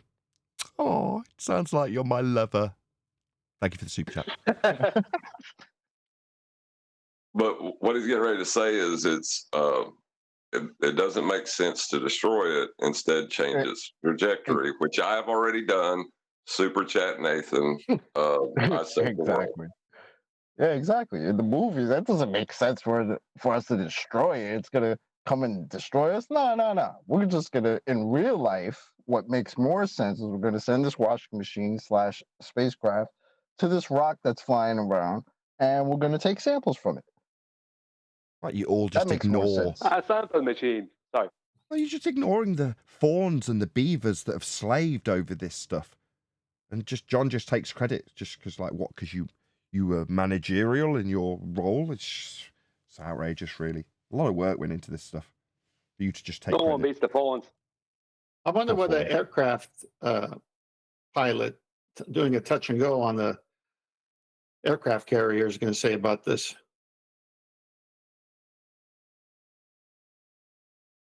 I think he'd say it's a doddle. I think he'd say that, you know, there's a lot of computering going into that, and, you know, why wouldn't they be able to land on something that's in 5 different axes of orbital motion? Perfectly reasonable. They'll say the same thing that pilots say when they're asked, would you have been able to fly a plane into the Pentagon the way it was supposedly? They'll answer the same way. Is the Pentagon an airport now then, or what? What's going on? What?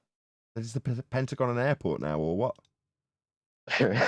Asteroid Bennu, from which this sample was removed, is larger than the Empire State Building. And so what you want to do is deflect them. Either deflect them so that they pass ahead of Earth or behind Earth, and not in an orbital motion where Earth is moving. Earth's not moving. John already did this. The fawns and the beavers did all the work. Let's not forget the fawns and the beavers. No one messes with the fawns. Well, the beavers do, but they united for this particular endeavor. It was really sweet. not hit us directly. And so the more we know about asteroids, especially their structural integrity, because some asteroids we have come to discover are loosely held together rubble piles. And so if you nudge on one part of it, it could just break off that piece without much affecting the rest. So the more we understand about not only what they're made of, how they're held together, it will enable us to plan future missions of deflection. And by the way, Gotcha. I've got an idea. I've got an idea. Hold on. How about we land something on it with a really big drill? And what we do is we drill down, I don't know, about a mile, quite substantial different distance into the rock, and then shove a nuclear warhead in the bottom, launch off the rock, detonate the warhead, and then come back to, I don't know, an Aerosmith tune. No, that's not how I did it. That's not how I did it. What I did was I dispersed a denser gas ahead of the debris field, which, as a change in medium, changed the direction of the asteroid so it didn't strike Earth. So smash that super chat. I don't want to close my eyes. Notice how Neil deGrasse Tyson already has made minimum 2, perhaps 3 references. We know that asteroids, okay, you just did your first smash and grab, but you know all these other things from asteroids. How? Observe and declare? I mean, how do they know these things? They made up another story where they know. Remember, I already said they sent a spaceship. I don't know if this was supposedly, I mean, the story I'm talking about is like years ago. I don't know if this is a newer one, but the one that I'm talking about is years ago, where they sent this spacecraft to collect samples from a moving asteroid, and they landed it on it while it was moving. Shout out to Godzilla37. He says, if Nathan is ace, then chocolate is the ace of spades. Shut up, that's not racist. It's just funny. I miss when we could just laugh. Right. And chocolate, just so something I tried to say to you earlier about Nathan played the video over me on purpose. The Indian space mission didn't need to have better CGI than that. That's what they were used to in India. So you gave them what they were used to from the 80s through the 90s into the early 2000s. If you look at the Indian movies back then. I mean, so that's the Bollywood version? I get that because there are some people that actually do believe it, right? But there are a lot that don't, right? I get that you have to have some sort of consistency. So if it looked bad back then, you can't make it look too good now. But, I mean, it looked really, really bad. Has anybody made any decent or found any decent memes? You know, with like that Indian Bhangra music. You know, the ding-a-ling, ding-a-ling-a-ling-a-ling, ding-a-ling-a-ling-a-ling. You know what I mean? With like some of the clips from their landing. That's what it needs. Somebody to make some memes out of it. with the terrible footage. Flat Arthur came in and said it's a national treasure, and so no one could talk bad about it because you're going against your country, your culture. So it's this king who's naked, but no one can tell him he's naked kind of a situation. Well, it's bad. That's right. In China, if you mention that the king's naked, your credit rating goes down. Yep. And then you can't buy food. Yeah, that's why India has can't get the- employment. That's right. Chocolate. You think chocolate's joking? He's not. That's why that's why living in China is unbearable. Yeah, but I'm not going to the thing about pander it to is- your jokes, Tom.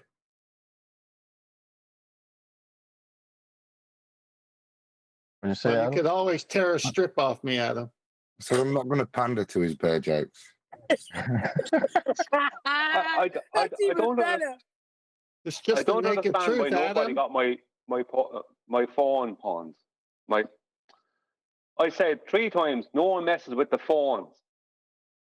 When Nathan was bringing up the phones and the beaver. I got it. We're just getting to the bare bones of this last one. By the way, the Rule of risk of thumb hitting is, us is Brian, about 1 in 3,000 at this moment, but it's 150 years away. That's a perfect time frame to do something. Okay? Yeah. Let's do something now. Donations on 0800 777 5739. On defense that. system. Plenty of time to raise money and figure that out. Told you, I totally called it. I was being a sarcastic prick. No, it is actually time to raise money for this. 150 years away, this is the perfect time to raise the funds. What a complete shell game. Why can't I get away with this? You know what? We've got the Armageddon coming. People do this all the time with cults. Armageddon's coming. It's time to raise the funds now. They get away with it. It's just an outrage. We get Bruce Willis. The war from Narnia is coming, ladies and gentlemen. The war from Narnia is coming. It's potentially only 2,000 years away. Now, you can support this right now. Right now, just hit the super chat and you can prevent the war in Narnia. We can prevent it now. Think of Terminator 2. If you could go back 2,000 years before and prevent it, you would. Smash that super chat, He's people. on like the phone uprising. We need to raise that 15 fund. cents a day. You just No, mentioned that's not Bruce large Willis. Go back 3 seconds. enough to make us extinct. by the but it way, would do damage. If we suffer from an impact of that, we have no excuse because we have good orbital dynamic. We do have good dynamics. You're right. Oh, it's going to require a flat plane for that. Cause I miss you, baby, and I don't want to miss Describing what that risk is. Yeah, plenty of time to get Bruce Willis and Aerosmith ready. I remember that movie. There we go. We totally called this, man. It's like we know what's coming, isn't it? Apologies for that. And I have to apologize for the next thing I'm going to ask you, Neil, because I feel embarrassed asking you something like this. But either this will be completely benign or completely obvious. Let's see which one it is. What is going on with these aliens down in Mexico? The alien bodies, these purported alien bodies shown at this UFO hearing down in Mexico. I have to get you to weigh in on this because obviously this looks ridiculous and fake. But why do we keep getting... Yeah, it was the latter. This looks ridiculous and fake, but the India mission CGI is perfect. That's the juxtaposition. That is exactly what they're doing. No. Just remember what fake stuff really looks like. This is what fake looks like, okay? Not the moon landing stuff. No, that's real. This is a reminder for you, the audience. This is what looks fake, okay? You understand? So somebody else had a very similar quote to that. Somebody else was supposedly putting a car into space. And that was supposed to be considered as real. Chocolate, you're getting it all wrong. Ruining this. No, that was all supposed to be real. You juxtapose that with something like this, aliens. That's the real stuff. You're ruining this, Chocolate. Yeah, but the link is he said the same thing. He sits down at the interview to talk about this thing, and the first thing he says is, "Well, it looks absolutely ridiculous and impossible." and then says, well, you could tell it's real because it looks so fake. Oh, Now, right. this guy, No, oh, I see. I have to take every word I just said back. I'm so sorry, Chocolate. Actually, you know this alien is real because it looks so fake. Getting suckered into this stuff. And your thoughts? Suckered? No, I believe this stuff, so I'm going to defend it vehemently. When you saw this? No, that's not what he's saying.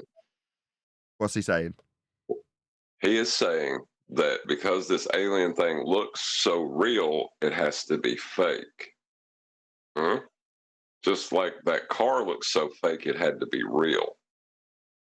You just gotta know the things that look real are fake, and the things that look fake are real. You're right. I need to brush up on my double think skills. You are absolutely correct. Also, really quick, I want to add in something. Finally, is this going to be another plug at the most inappropriate moment? No, Go on, plug your show. yeah, kind of, but not for me. It's Central Goat gifted 5 people, but it's not showing up on everybody. Like, it's not showing up on my screen, so it might not be showing up on your screen.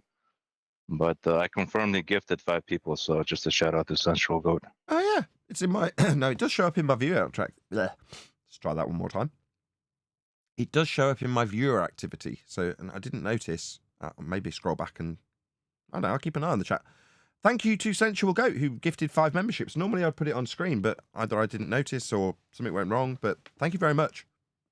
Don't know who picked them up either. Normally that would show up as well. It would normally show a list of people that had picked up the free membership, but it didn't. The aliens are being brought forth. Rather, in all of our testimonies in Congress, they're in a locked box, in the back room. So I said, finally, we get to look at the aliens. So that's step 1. Step 2 is the reports of one individual or one group are not what establishes an objective truth in science, nor does holding your hand up, swearing that you're telling the truth. It's irrelevant. What matters is, do other labs get the same results you do? Labs results. Hang on. Hold on. How is the concrete noun of alien? That's what it is on screen.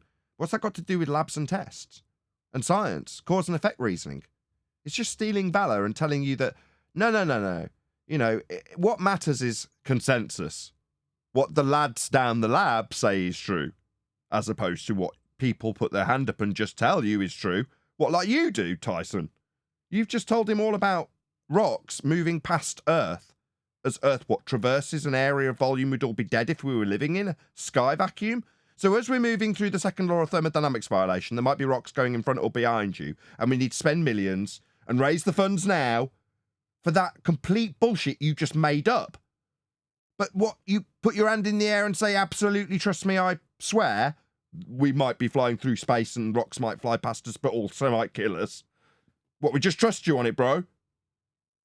Yeah. That's what matters. This is hang on. This is a two-edged sword here. And we're pointing out that true science has to go through a method. And he just danced around it with consensus science. So we can always come back to this statement of his. Hey, listen, you want to say you have aliens in Mexico? Okay, that's one man's thing. Can we see the samples so that we could verify? Now, how are you going to verify?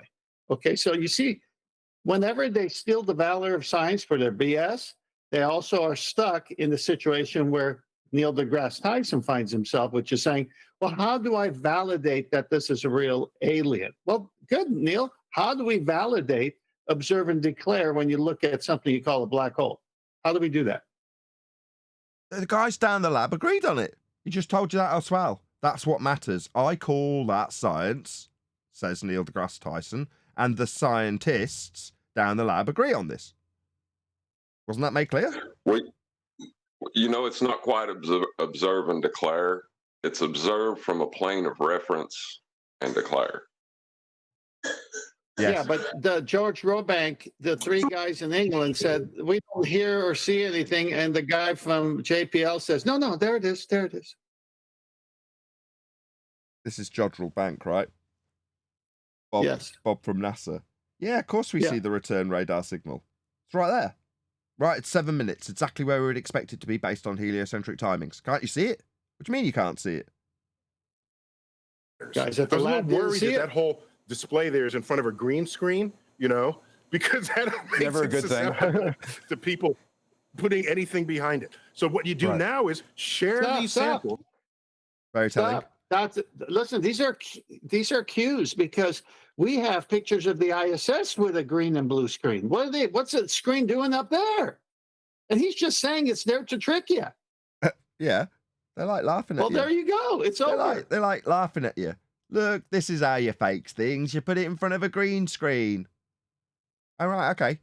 So what is that your way of having a little chuckle that that's exactly how you fake the ISS story from the sky vacuum that isn't real when you say that the people on a stage and on high wire are the same as the twinkly light in the sky? Yeah, that's how you do it. Another shout out to Godzilla37 says Paula is wondering we are all are. What's that? Paula is wondering we are. That doesn't make any sense. I'm sorry. We all are, meaning we all are wondering. Paula is wondering we all are. Oh, there's a comma.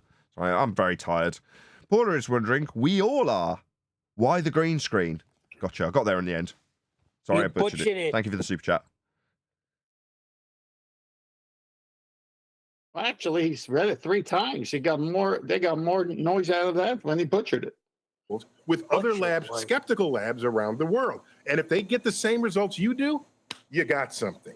That's what we did with the moon rocks when we brought. That's what we did with the bullshit moon rocks from the ISS claimed to be a place we can travel to, also a light in the sky we call the moon. Well, it's actually a rock. We traveled to it, and when we brought back moon rocks from Narnia, all the guys in the lab said that they were from the moon. I mean, that's what we did. Yep. Them back. And then Michael Jackson made a song out of it. Exactly. Spread them into the labs of the world so they could participate in this moving frontier of discovery. Exactly. That's what I did with the Turkish delights. I mean, yes, one was just frivolously wasted by 10th man who just scoffed it and then questioned the validity of where it came from. The rest of the Turkish delights, they were split off and sent out to many, many, many labs, validating the Narnia-based ingredients. I mean, it's not special ingredients. Wood. It's not like we don't have the same exact ingredients here. It's not like we on Earth are special. No, there's other places that can make Turkish delights, like Narnia. But they were distributed throughout labs throughout the land, and they tested those magical Turkish delights, validating Narnia and the trip through the wardrobe.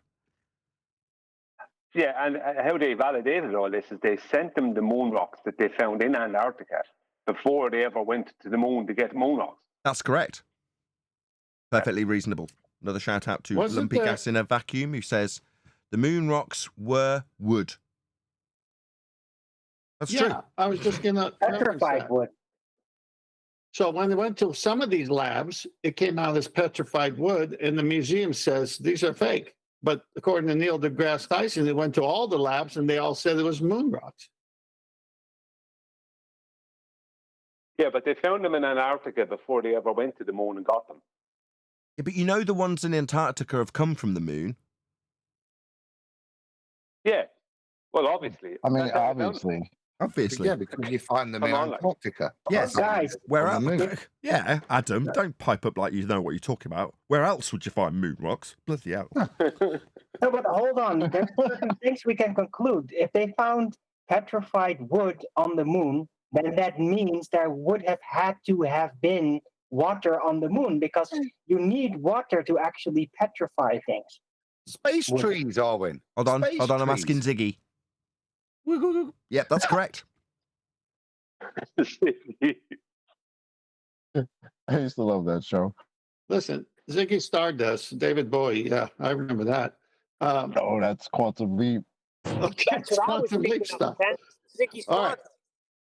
All right, so you've got in the beginning of the video saying we scooped up with a touch and go from this asteroid, and we've already known there's DNA and life exists, you know, all the elements of life.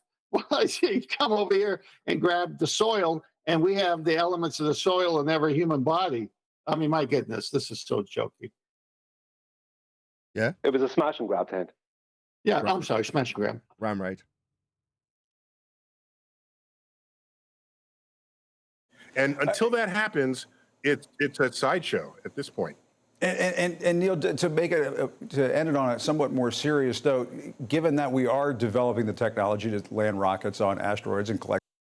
Given that we absolutely accept your standardless, baseless assertion that rocks are passing either side of Earth that moves through a second law of thermodynamics violation, given that that's the case, and I accept it wholly. Samples and that sort of thing.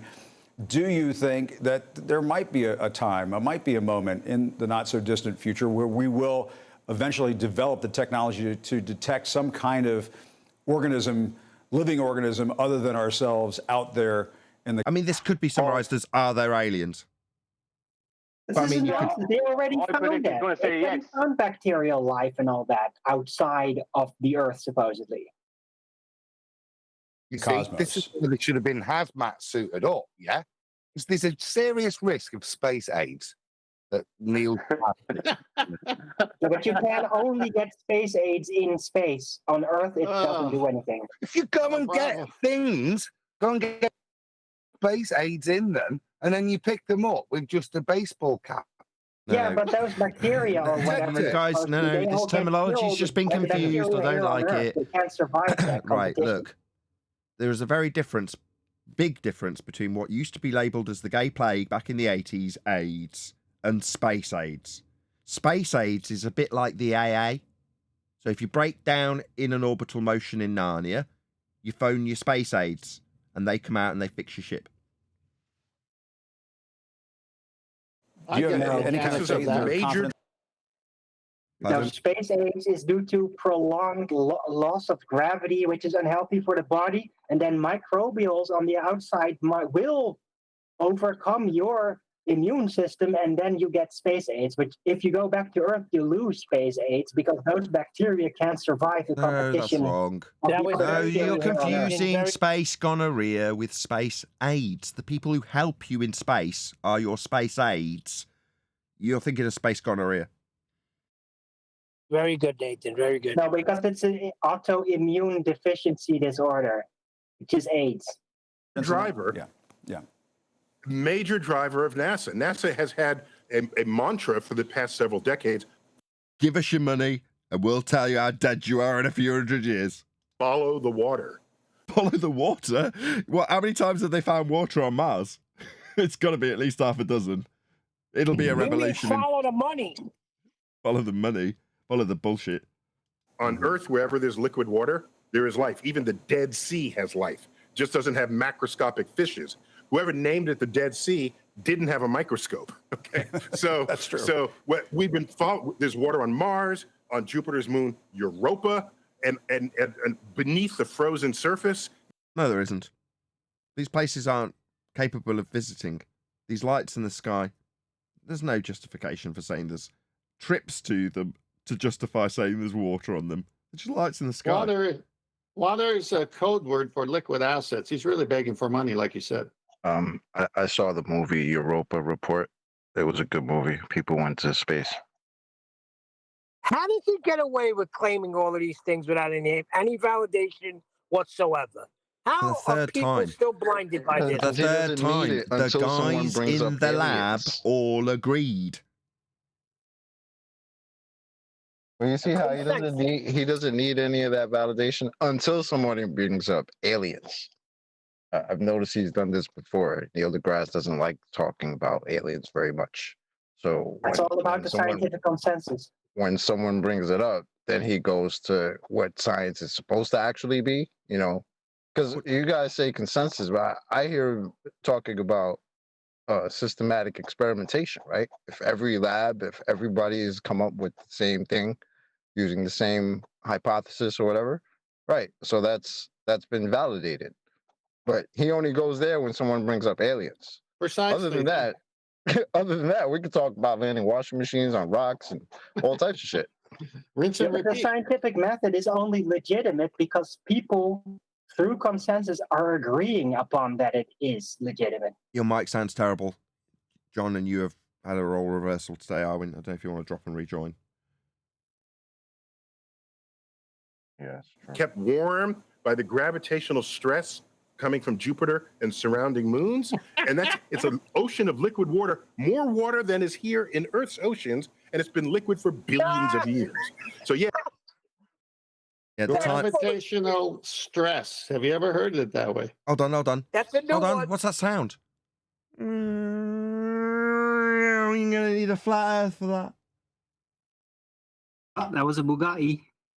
A Bugatti? Yeah. You've been watching stuff about Andrew Tate. Bugatti? Yeah, Bugatti. That's how you're supposed to pronounce it now. It's an Aventador. Please have become silent. You know what Aventador is, right? Bull. Yeah. So that's an Aventador. Yeah. Lamborghini. Yeah. Right, but gravitational stress would be like the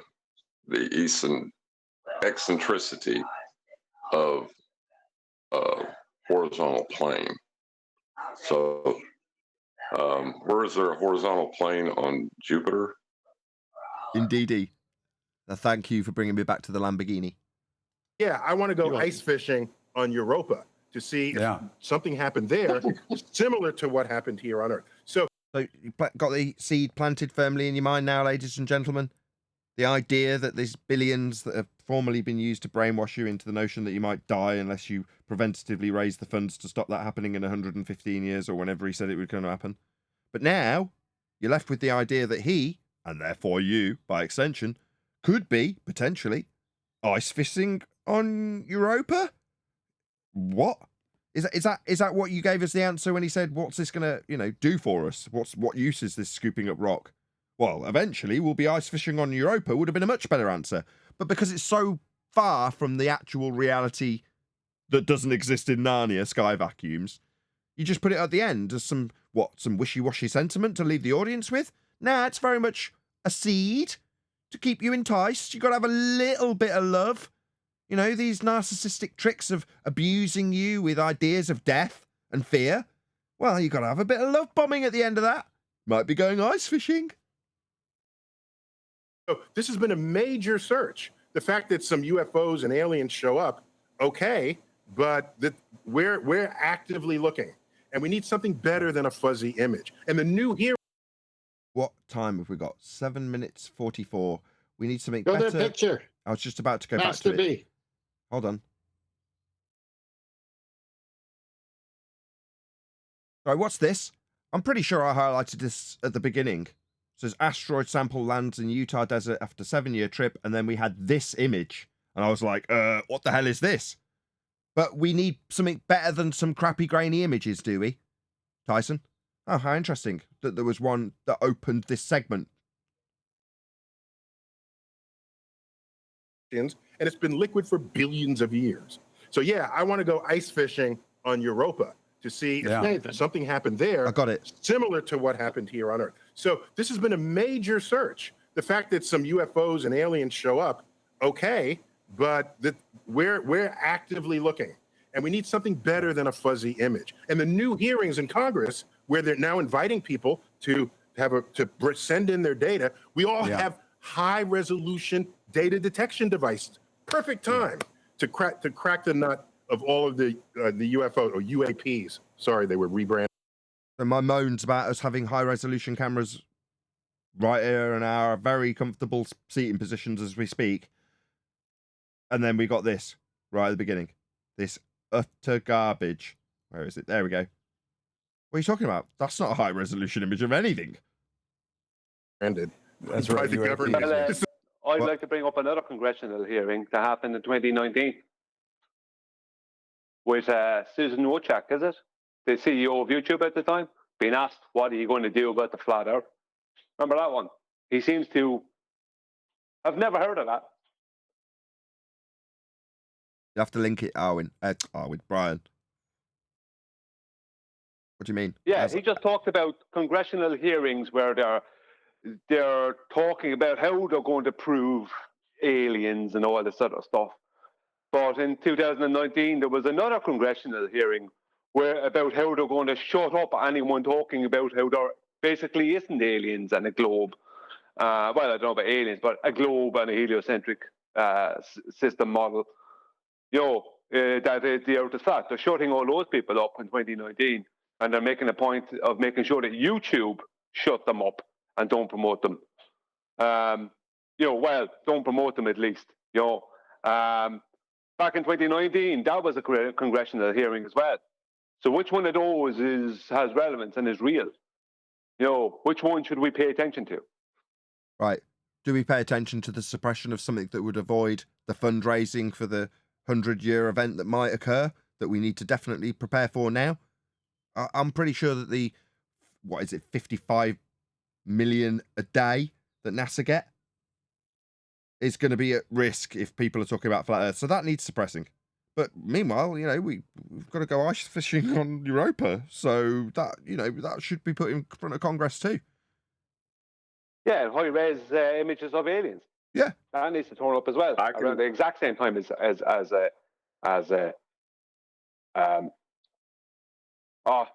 not losing it in the head. What do they call that?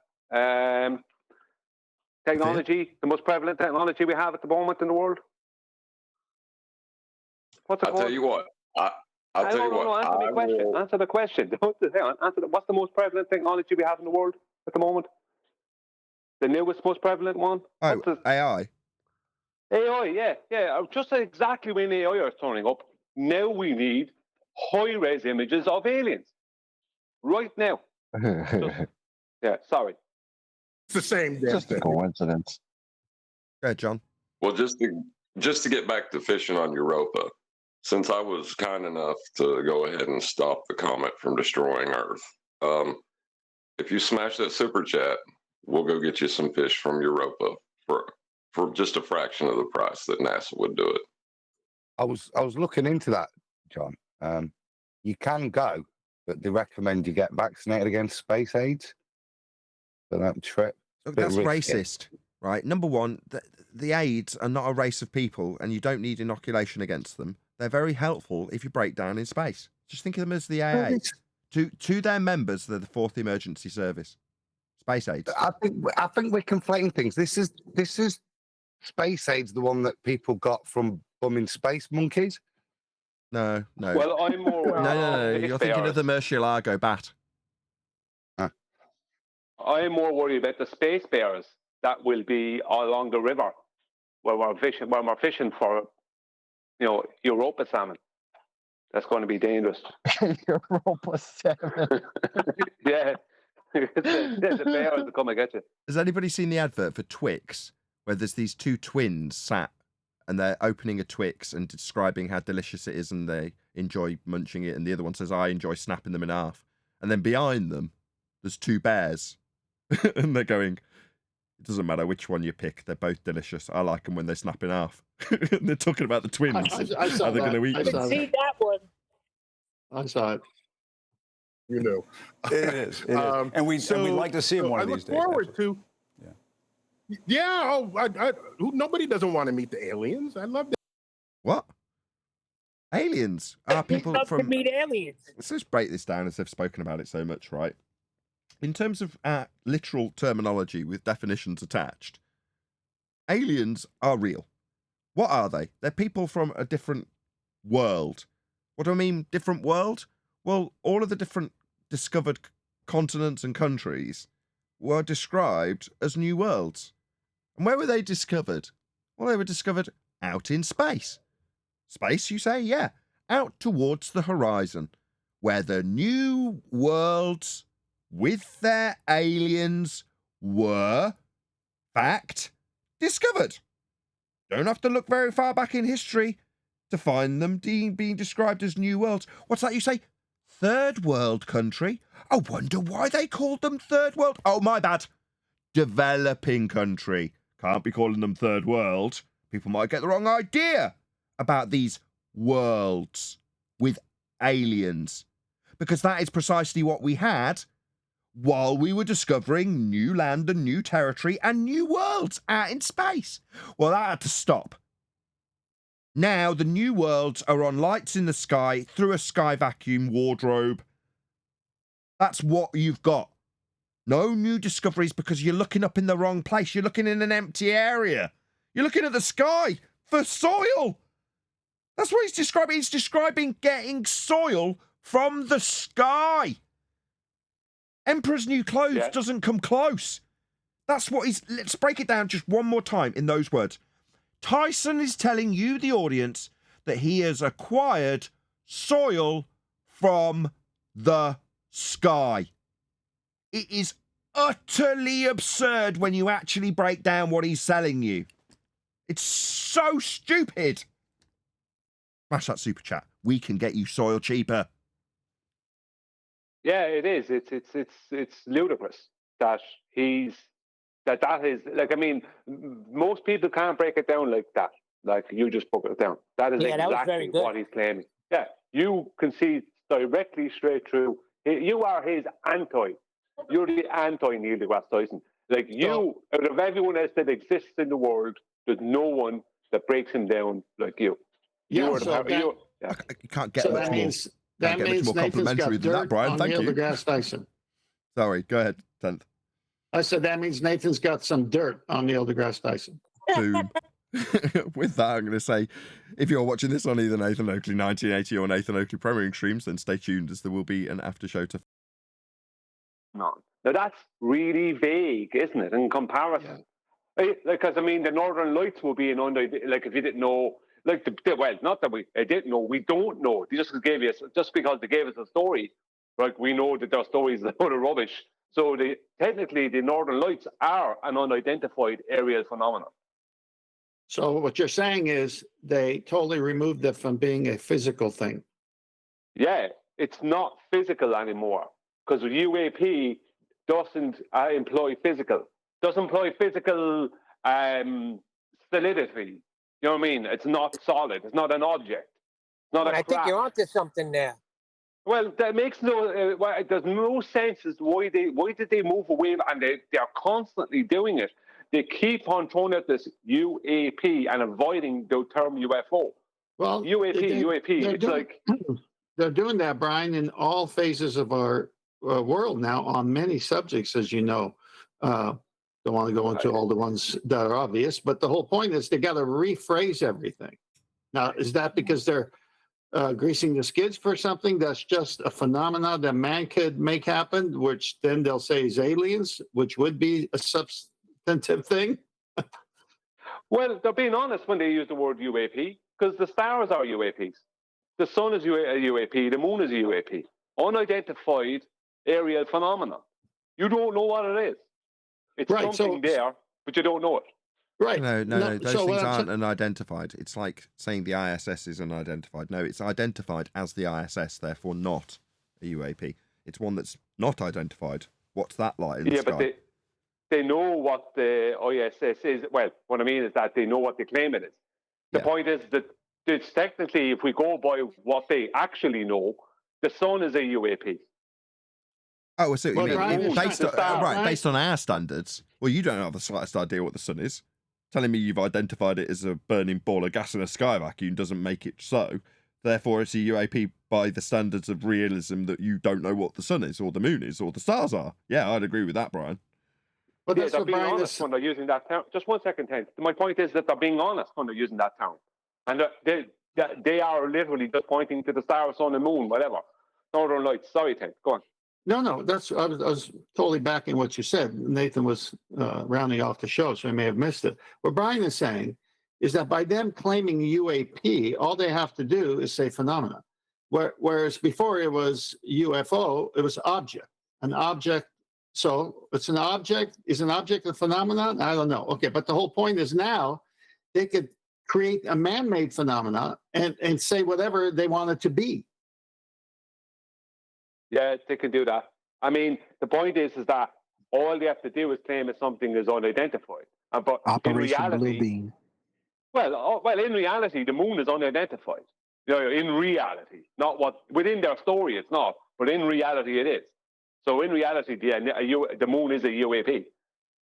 But they can call all kinds of things UAPs because it doesn't have to be something physical. Then it just has to be a phenomenon that we can't identify.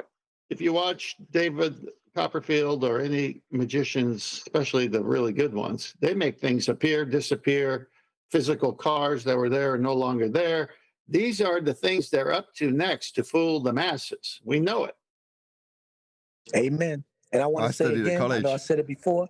I've said it before. Nathan, I applaud you. I love it when you go into that rant about the space, about the horizon, beyond the horizon, about the other lands. And hey, that's on point. It's so on point. I got all that from 10th. So it was 10th with his old books. Hey, 10th, before I even knew you, that's what my mind was. And when I hear y'all say this, it's like, wow.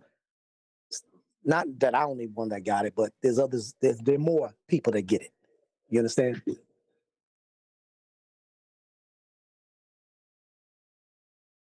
Well, all I know is I'm seeing too much of this happening to where it doesn't make me think or expect man-made phenomena, which they're going to say are aliens.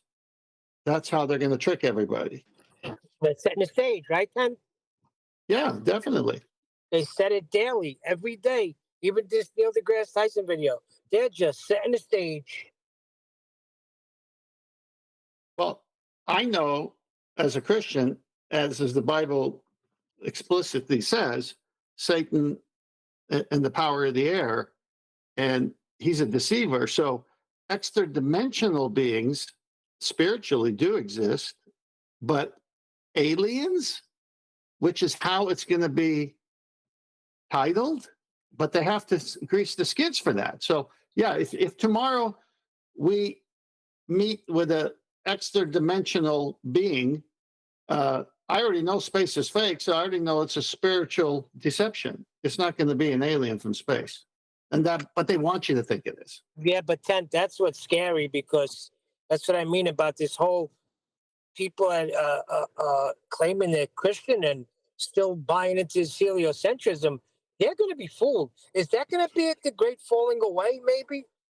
Well, whether someone claims to be a Christian or not, that's between them and God. We can judge only by the fruits. That's the only thing we have to go by. You know, if the fruits are there, then it's a good tree. That's about it. At the end, everyone is judged by God. So I let that be always on its own. No, but I'm saying, but they'll be deceived by this supposed alien encounter when I know and you know that it's a bunch of baloney. But listen, they're Neil. still into this heliocentric indoctrination, they're going to be caught up in this. Yes, but Neil, the Bible is throughout saying, do not be deceived, and it's addressing Christians. So on all subjects, not just this. So yes, right. Christians get deceived, yes, but it has nothing to do with their salvation. I agree. But if they're going to turn away and fall away, because all of a sudden there's an alien, and it don't say anything about aliens in the Bible. Then they were never Christians, were they? So let me back to this thing. So it's not UFO. What is it again? Unidentified aerial phenomena or aerial unidentified phenomena? UAP, unidentified aerial phenomena. Phenomena. Okay, yeah, that's setting up. Not to say this is you can say this is a conspiracy theory or you want to, but that this is the setup of the so-called counter Operation Bluebeam, where these man-made, as you said, 10th, so-called aerial unidentified phenomena can be projected into the sky so that we can start having these TikTok and these Instagram things of people standing around with their cell phones going, look the way it moves. Wasn't there a news story a couple of years ago about China replicating the sun in the sky with some kind of technology? Yeah.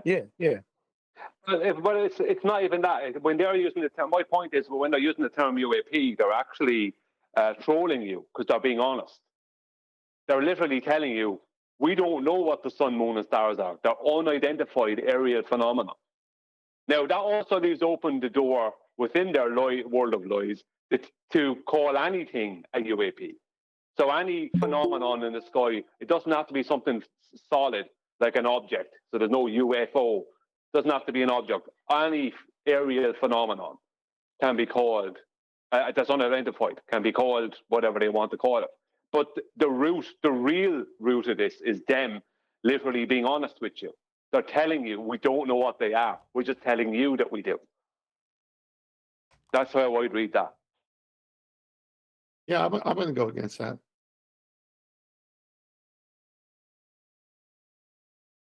All right, boys, I got to go. I got a big, long day ahead of me. Great show. I knew Neil deGrasse Tyson talking about the smash and grab, which is a better title, Brian. Good for you on that one. Nathan likes ram raid. Yeah, he likes ram raid, but smash and grab 2 weeks before ram raid, so we know that. I am not familiar with ram raid. What the hell is that? All right, we'll see you tomorrow. Okay. We'll see you all tomorrow. See you tomorrow. All right, Tom. Neil, ram raiding is where you drive the car through the window and then loot it and then disappear. Who's that, Anthony? I wanted you here earlier because Roto was going on about directionality, up and down, how it's absolute. And don't you have a little spiel on that? No, I just have the explanation for why he's wrong. I don't call it a little spiel. That's diluting its significance. Well, that's what I mean. You have an explanation for why he's wrong. Can I hear it, please? Please, Neil, don't dilute the significance. Yeah. Do a little spiel. So what was the question? Like, why am I answering this now, or am I like giving it a swerve because he's not here? Yeah, don't bother. Don't bother.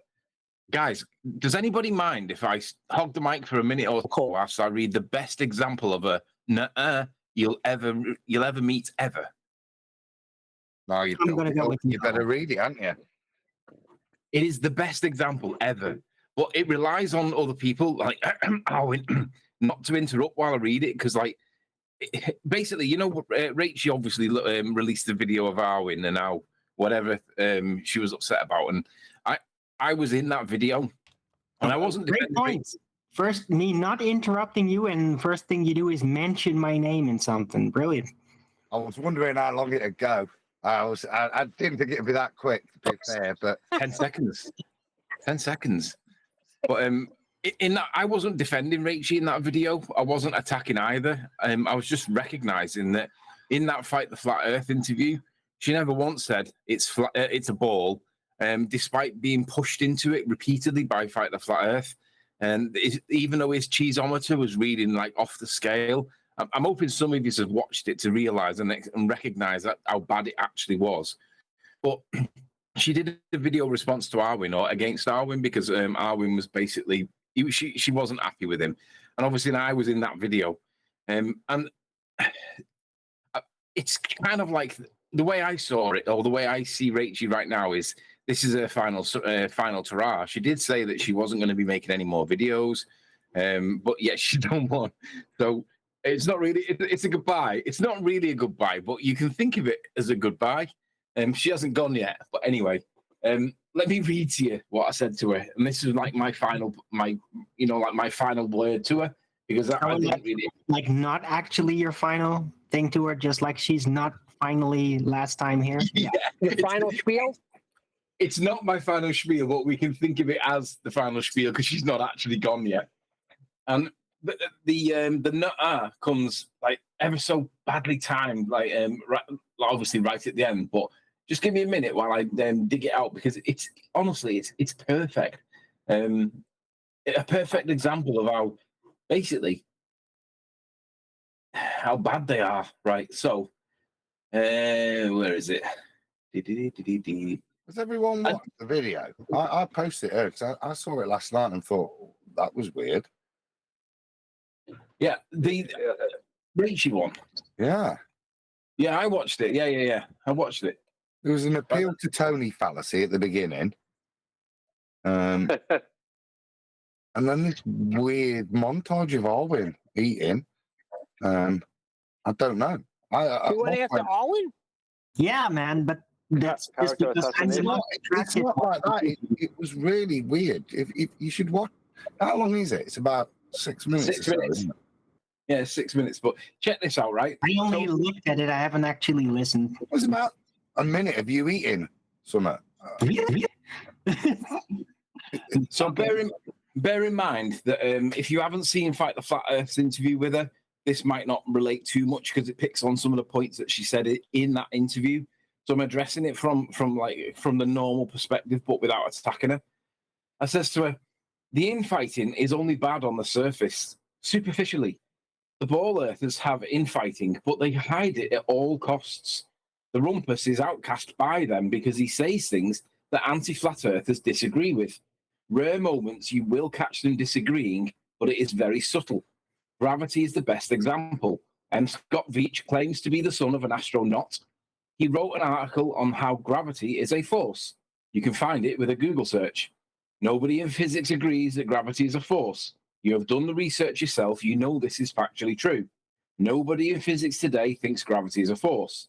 When you cite M. Scott Veitch and in this intentionally misleading article, they start infighting. On the one side, you'll have Fight the Flat Earth and his cronies all trying to turn it back into a force using sophistry. It is not. On the other hand, you'll have the anti-flat earthers that totally ignore it, and then you have the rumpus that he knows that gravity is not a force, and he will move away from Newtonian gravitation into both Einsteinian and quantum mechanics, or quantum gravity as they call it. He will even talk about the egg and how it was pushing on the underside. Can you hear them dogs? Yeah. No. You can, right? Just ignore them for a minute. They'll pass. On the other hand, you'll have the anti-flat earthers that totally ignore it, and you'll have the rumpus. He will talk about Einstein and quantum mechanics. He will even talk about the egg and how it was pushing on the and how it was pressure pushing on the underside of the egg. They are all in a tiz as a result. They want the egg test to go away. They hate the reference of relative density. One sec. Standard Anthony discussion. Everyone hold my attention. I'll be right back. I'm back now, I'm back. They hate the reference of RDD, and the rumpus is not meant to mention it ever, but he does. This is why you don't see much of him anymore, because rumpus knows 100% that the anti-flat earthers are the problem, as do you and I. That is why he is outcast. Do they do this in public? No. It is behind closed doors and totally clandestine, so that you never really know why. All you see is less of the rumpus and probably don't even notice. This is why Jesse Kozlowski has vanished. He hasn't got tired of anything. He has said, quote, "You can measure the curvature of water in a canal at the rate of 8 inches per the distance in miles squared. This is not measured, but he says it can be, and now he can never ever come back. This is the result of the conflicts the globe model has. Water must curve at a given rate, and we must be able to measure it. We all know that it does not. When you find that out about Jesse, and it totally changes your thought alignment. He said something that their model does mandate, but knows in real world does not happen, nor get measured, and then simply vanishes. Blurfs come and go in this topic. The main surveyor is another one. Paul Voight is perhaps a third. I totally understand why you are tiring of the infighting. However, I also think you back the upwards accelerating Earth claim by Dell, and you realize it's wrong, and you are struggling to address it and use the infighting as the excuse rather than the cause. Earth cannot be accelerating upwards. If it was a fixed velocity, there would be no density gradient. If it was continual acceleration, we would be at the speed of a light in a period of time. It's clearly wrong. The test you showed with dropping the bottles, that's a very interesting phenomena. It's not an actual phenomena. You made it by dropping it. How you rationalize that is your prerogative, but it's speculative at best. I see that same phenomena and I say simply, I don't know why it does that other than you dropped it. I stop at that point and it's concluded for me. Why? Because I don't know enough about how fluid dynamics really works to work it out. Maybe I could in a few weeks or months of working it out, but that doesn't mean anything about the world. It's limited to the confines of the bottle and the fluids and liquids and air within. The accelerating frame of reference that you cause will reverse all of the relative densities in play, and the spring against the water against the bubble of air inside the bottle, and so on. There's a lot happening there, none of which I feel any need to address or rationalize. It doesn't prove anything more than the cause was you dropping it. The explanation is within fluid dynamics and is limited only to that, fluid dynamics. I took a good 12 months away from this topic, mainly because of Bob Nodell, Jaron, and Austin openly lying to people. I consider the three of them to be controlled opposition, disinformation agents. They are here to confuse people and distract them away from scientific method. This is why Jaron will call Nathan a scammer for saying that science does prove things. It does.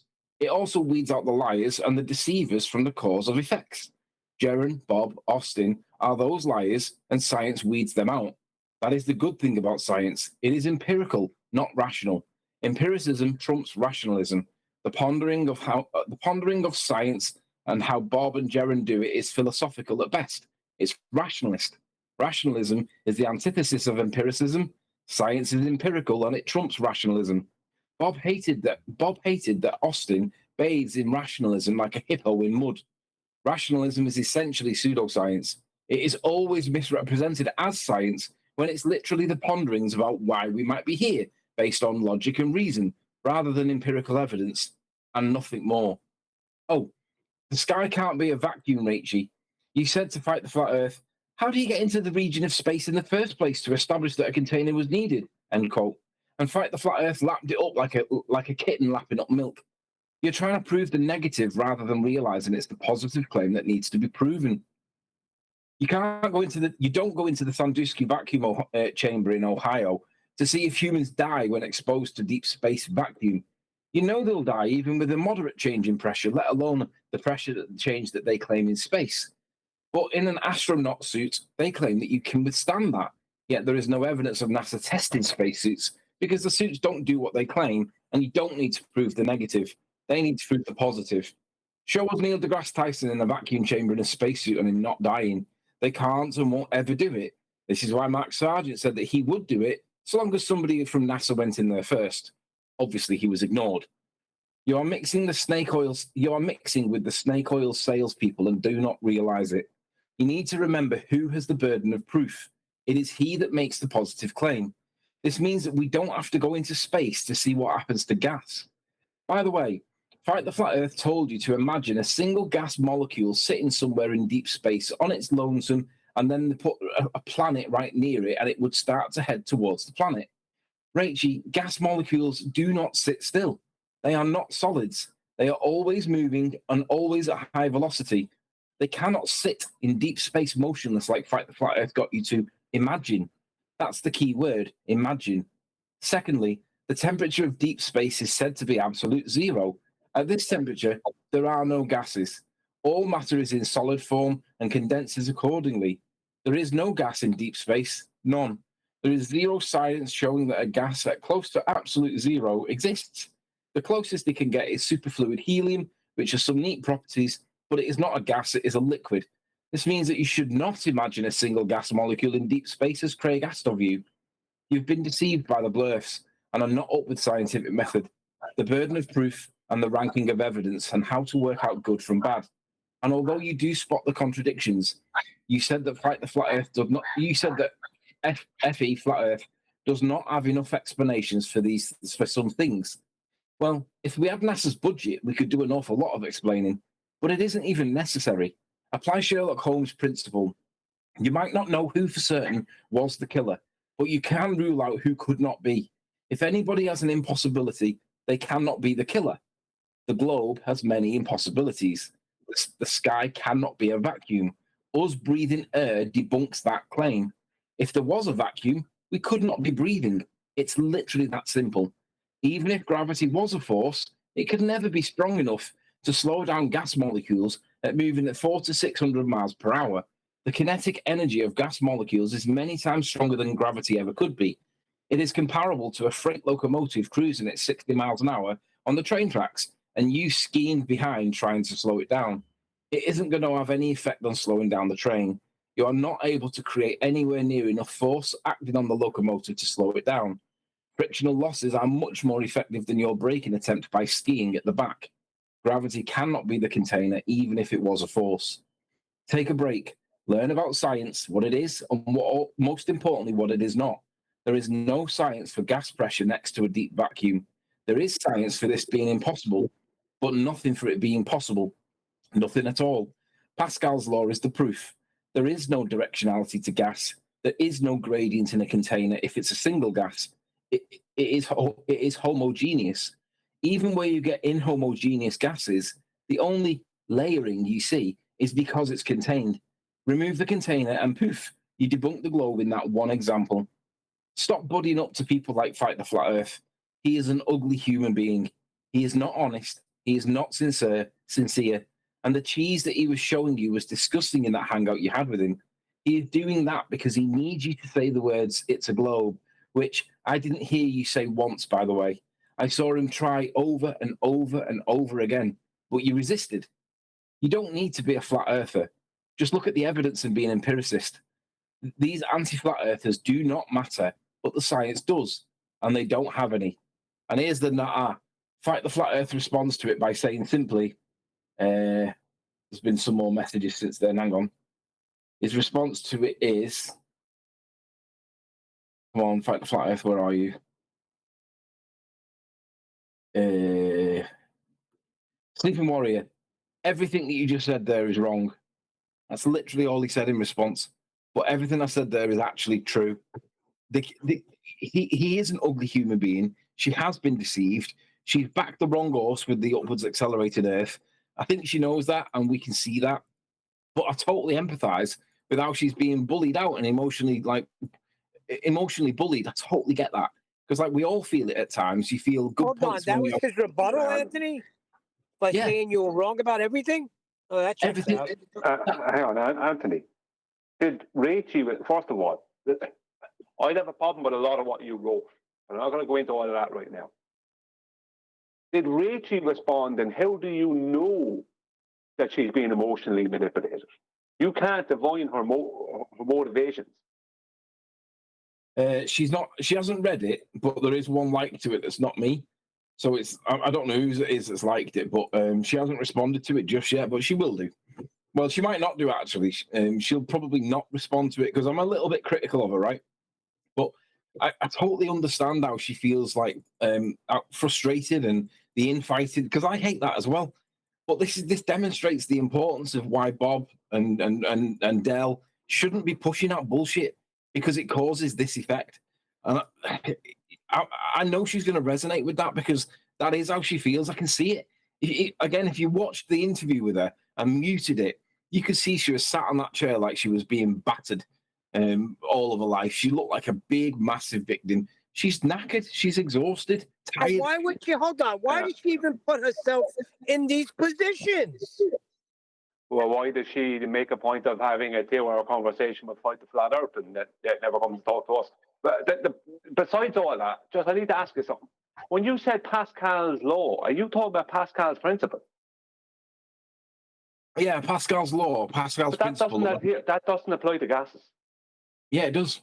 You need to read Pascal's principle only applies to liquids. You need to read past. You need to read past the first result on Google when you look for that. Even QE will agree with me there. Pascal's principle applies to liquid fluids only, not gases. Gases are compressible. Pascal's you need to do more research. It's not correct. No, that's it. No, I know gases are compressible, but you need to do more. Pascal's principle doesn't. The only way it can apply to gases is gases in their liquid form. It can't apply to them as in a gaseous state. It can't. It's impossible. It applies to all fluids, and gases they behave like fluids. It expressly states that it does apply to gases. You need to do more research. Wrong. That's wrong, though. That is wrong. It doesn't. Pascal's principle only applies to liquids. Fluids, not liquids. Fluids. No, liquids only. Now, gases can be liquids, but when they are a liquid, then Pascal's principle would apply to them, but not in their gaseous state. The whole point of Pascal's principle is a transference of pressure. Yeah. Through an incompressible fluid. Yeah, but when it presses against the surfaces of all the contact points, the pressure is equal at all points. That's the point. So in other words, there's no gradients in a gas. Now, if you look, I don't want to. No, I don't want to argue. Yeah, but you're wrong about this. You're wrong about this because when they talk about gases, they're talking about in the liquid state, not in a gaseous state. Right. So a gas has to be an incompressible fluid for Pascal's principle. A gas in its liquid state is not a gas. It refers to fluids. Yeah, but that's what I'm saying. An incompressible fluid is a liquid. Yeah, but it doesn't have to be incompressible. That's not the requirement for Pascal's law. How are you going to get it to work with something that's compressing? But you don't need to get it to work. The issue is not about compression. The issues about it is. That's how hydraulics works. It comes from hydraulics. Hydraulics come from. I know that, but you need to do more reading because that's not what it says about Pascal's law. It is. Pascal's principle is about the transference of pressure through an incompressible fluid. Right. No, it's not. It's about the transfer of pressure through fluids, not incompressible fluids. Okay, you provide a source because this is just going to be No, because some of the sources may state gases when that's not correct. That's what I'm citing. And they do cite gases, and they also cite fluids, and gases and fluids. Gases and liquids are both considered to be fluids. Yeah, and the reason they why use the term fluids doesn't mean they are including gases in their gaseous state. See, when they talk about gases, they're often talking about gases in their liquid states. They don't always specify. Gases, you can't have a gas in its liquid state; it then becomes a liquid. Yeah, but it's still liquid oxygen is still oxygen. It is, but it's not. But it's super cool. It's compressed. It is liquid. It's not gas. Yeah, but it's defined as a gas because at general temperatures it's a gas. That's a colloquial expression. That's like, the gas, like gasoline. That's nonsense. We're talking about the physics definition now, not about colloquial definition. Yeah, but oxygen is called a gas because it's a gas in our natural temperatures within the average natural temperature. It's a gas. But that's not what it's referencing, though. But where is liquid oxygen in nature? Where would we find that in nature? It isn't in nature. That's the point. That's the point. But we can create liquid oxygen by manipulation, but it's not a natural. That doesn't mean oxygen can't be a liquid. It can be, but it's still defined as a gas in a liquid state. If you understand what I mean. Sorry, Chocolate? I don't understand what you mean at this point. No, if you're going to say, hey, in a gaseous state doesn't apply, I get that. But sorry, oxygen is usually a gas. It's normally a gas. Yeah, in its natural state. It can be a liquid, but it's usually a gas, so it's defined as a gas. Yeah, we can manipulate it to become a liquid, but its natural state in nature is a gas. Oxygen is a gas in nature. That's why we don't find liquid oxygen in nature. So all I've done is I've gone to Google and I've typed in Pascal's law gases, and then there's pages on it. So I don't care whether it is or it isn't. It's supported with citation. You can look it up yourself and do a bit more reading, and then you can argue with the publications. Not me, I'm just the messenger. But Pascal's law applies to gases. But you're not just the messenger, because when you're bringing it up and adding it into what you're saying, you're claiming it. You are the publisher, in a way. Because it's supported. It's not supported. Nobody can support Pascal's principle through a compressible fluid. Right, so it doesn't work. Go to Google for me, search the term Pascal's law gases, or Pascal's principle gases. You will see that there are several citations for it that talk about it, describe it, picture it. It is there. Now, I don't want to argue with it. I can get citations for all kinds of things, but they need to demonstrate it. It's not demonstratable as a compressible fluid. It can't be demonstrated as a compressible fluid. It can only be demonstrated as an incompressible fluid. That's cool. Do you have a citation for that statement? Do you have a demonstration of the opposite? No, but citation means nothing without demonstration. Ryan, I'm on your side with this one. It's not relevant though, because I haven't seen any sources. You guys are just saying these things. Right, let me read. Currently, I'll send you the link if you want it. Currently, physics textbooks describe Pascal's law as follows, quote, a change in the pressure applied to enclosed incompressible fluids is transmitted undiminished to every portion of the fluid and to the walls of the container. So that supports what you say. It doesn't support what I say. However, it goes on. Such phenomena can be explained based on the propagation of external forces at a molecular level by intermolecular repulsion, following Newton's third law of motion. In the cases of gases, such propagation of forces does not take place directly, although external forces do influence the pressure of gas by changing the momentum of the molecules hitting the walls.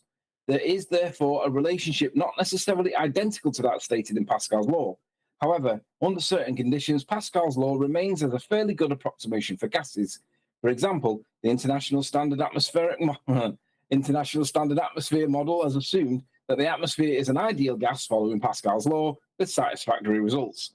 That definitely compares and supports that Pascal's law does apply to it. No, it doesn't matter. No, it's not really. Hang on, one second. Sorry, 1 second. Sorry. I'm with you, man. External force. Yeah. Well, why are you not allowing me to respond then? This is annoying me. It said external forces. Which one would that be? They're trying to make a little excuse and add in a force of gravity, Anthony. And when they said at the start, hang on, they said at the start incompressible. Then suddenly they start talking about compressible, right? Without stating it and talking about external forces and then the atmosphere model, which is the external force of a force of gravity. Yeah, and I'm sorry if I get angry. Hold on. But also trying to add in something that doesn't exist. Law in that citation. That's why I asked for demonstration. Other examples of forces that will be referred to or included here would include heat, pressure. The point is, Pascal's law does apply whether you... I don't want to argue with it, and I'm not bothered. I'll give way for the sake of demonstration. The point is, we're breathing gas pressure, air. We're breathing air. And the vacuum up there the differential is huge. Even with a small differential, if you drop like millibars of pressure, you feel it. If you drop a couple of PSI pressure, you can't fucking breathe. But they want us to believe that it's 10 to the minus 17 torr. That differential is massive. And us breathing debunks that. That's the point I was trying to get to. And she'll recognize that. But you don't have to prove that gas behavior... you don't have to be in space to prove that you need a container to get gas pressure, which is what she was saying and which was what I responded to. You don't need to prove the negative. They need to prove the positive. They need to show that you can have gas pressure, and weather doesn't do it because the weather is charged by the sun. That was Fight the Flat Earth rebuttal. He said, well, look, we see weather all the time. Yeah, but the sun's causing that. So it's like, it's a false equivalence that she didn't pick him up on, but she was so battered that I don't think she could possibly pick him up on it because she was just emotionally and psychologically drained. And it's because she doesn't really pick up on those sort of details anyway, just for your information. But can I make an observation about this Pascal's law? From the sound of what you're talking about, both of you, I think there might be like a globiolus version of it. Just like Coriolis. That's my point. Nonsense, hold on, about assuming that it also applies to gases. That seems to be a globiolus type effect. That isn't real, that they latched it on. Is that correct? Yeah, that's my point. It probably is. It probably is a globiolus version of it. What should we call that false Pascal's law add-on nonsense then? Yeah, that's my point. Exactly. Just 1 second. Exactly what was written. Adam has something up there now. 1 second. Before Adam goes ahead. Exactly what was written is they're trying to add in that it applies to gases because they needed to apply the gases for their atmosphere model, which is a force of gravity giving weight to a gas. They took away gases in the beginning. In your definition, they took away gases in the beginning in your definition, and then added them in at the end as a headline. Yep, exactly. Read your definition again. This is just one citation I'm reading from. This isn't the only one that's there. There's many. There can't be more Pascal's. That's Pascal's law, or Pascal's principle. I'm sorry. Read it again and stop at incompressible fluid. Currently, physics textbooks describe Pascal's law as follows, quote, a change in the pressure applied to an enclosed incompressible fluid is transmitted. Stop. That's it. Gases are off the table. That's all I wanted to read out. Exactly. Yeah. And I don't dispute like it isn't there. I don't dispute that it's an incompressible fluid. Obviously, gases are compressible. But the point is that they bounce around evenly. If it's a single gas in a container, it bounces around evenly in all directions, bouncing off all surfaces with perfectly elastic collisions as per the explanation, right? But they say there's a gradient, and it's always slightly like to heavier at the bottom, and there's more pressure at the bottom than there is at the top. Yeah, stop. We're not talking about other people and what they do. We're just focused on Pascal's principle. Does it apply to gas? It does not. Well, not according to the citation or the documentation. Yeah, according to the citation, it does not. You just read it. Can we just distinguish what the why there's this argument? Okay, so it's the specific bit. Okay, so I'll read it. Pascal's law as follows: a change in the pressure applied to an enclosed incompressible fluid. That's one thing. But this is the other point, is transmitted undiminished to every portion of the fluid and to the walls of the container. Yeah. Right. So by definition, gases aren't in that. Only because they're compressible. Exactly. By their own definition of what a gas is, it precludes them. Because they're compressible. But it describes the behavior of fluids. Let me just finish. Now, that difference is very small. And in the purple bit, look, in the case of gases, such propagation of forces does not take place directly, although external forces do influence the pressure of a gas by changing the momentum of the molecules hitting the walls. There is therefore a relationship not necessarily identical to that stated in Pascal's law. There you go.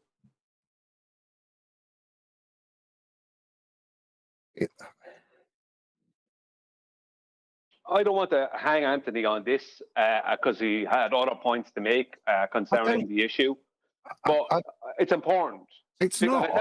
It's not, because I want to know why Alwyn's been attacked when we're talking about sending Rachie a consoling letter, and she's turned around and called Alwyn, I don't know, is it Satan worship or something? Well, because I called her out, because I totally called it with my analysis. That's why she did that. I got to her because I called it. Yeah, I find that a bit strange. Sorry. I'm sorry, I'm coming in on this late. I don't know what you guys are talking about. I just heard Pascal's principle. Oh, you're going to have to fill me in at some point. Yeah, Tony read for about 20 minutes, and then Brian heard one thing. And that was that one thing he wants to make. And they're right to make the distinguishment. There's nothing wrong with it. But I'll tell you why it's important. Let me tell you why it was important. Because when we did the vacuum weight presentation, the first person to comment on that presentation, to leave a comment underneath that video, was what's his name? The Christian guy who's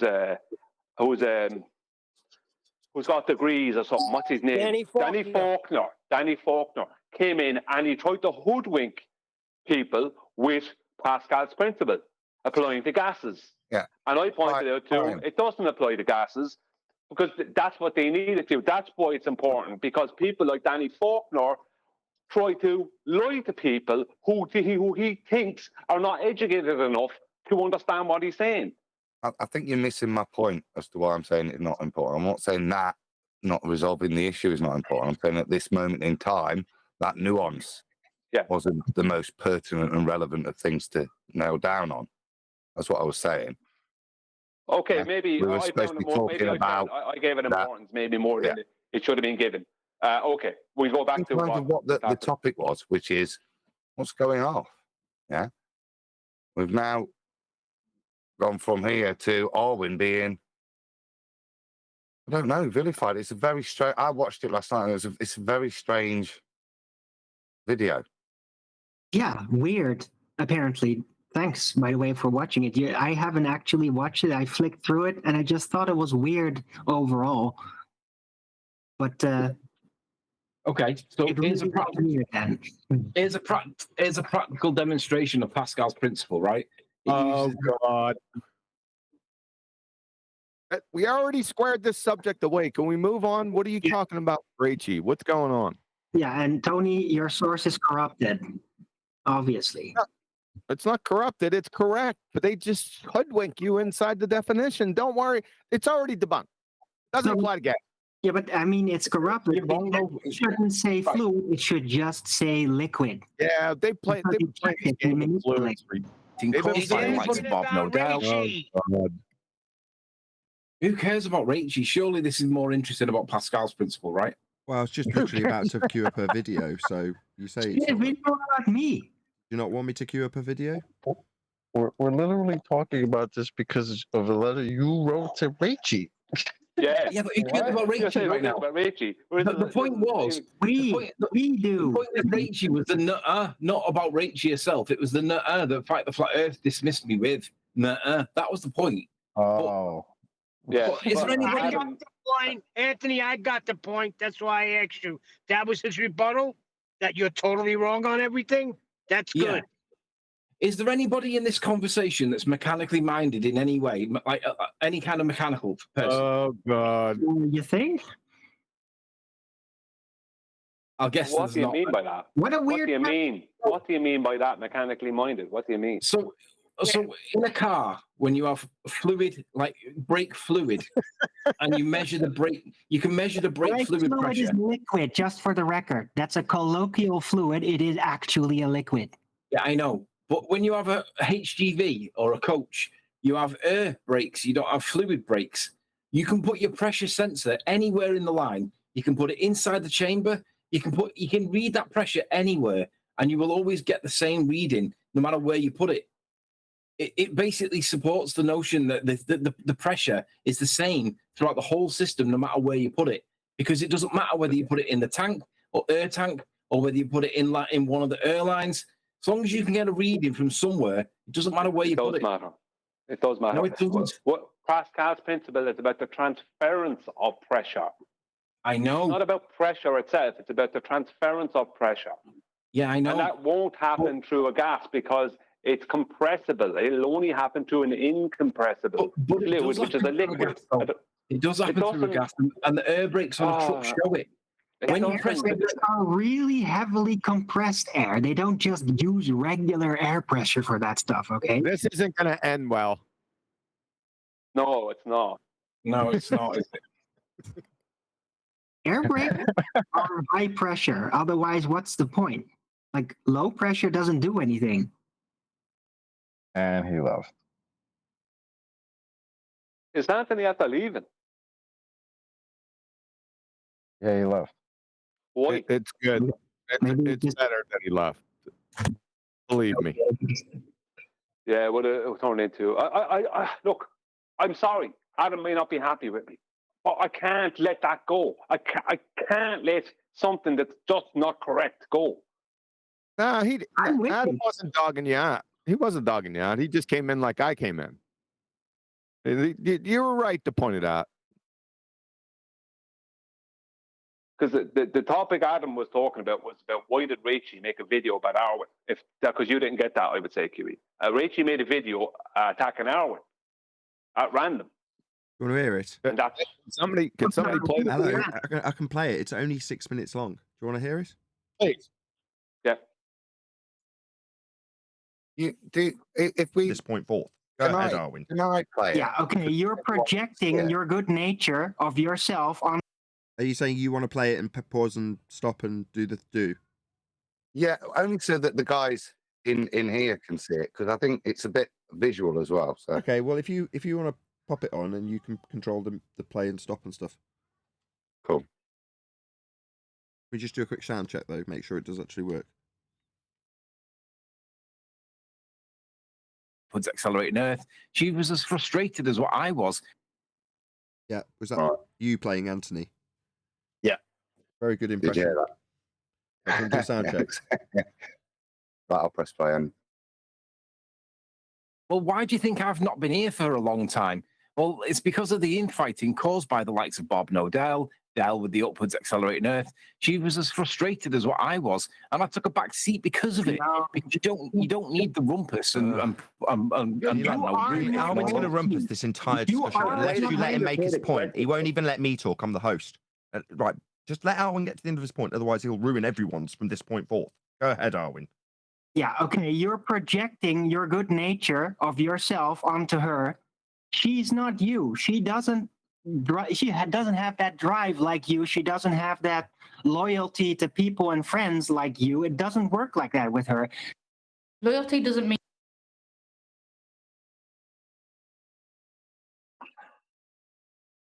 What? Well, I just paused it there because obviously that was you. I thought you might want to speak. All right. Yeah. Well, yeah. I thought that Tony is having the same thing as he was with Ranty. He just really liked her. And I get it. I had that for a bit too at the beginning. And he's holding on to that, as Tony typically does. But it colors his entire perspective on the situation. And that was what I tried to point out. Like, you have those strong feelings. She's not you. So Tony, I think, was projecting a lot of his own feelings onto her in trying to defend her. That was my point then. She told me she loved me. Broke my heart. What? Please continue. Me being a yes man or a yes woman all the time. You know what I mean?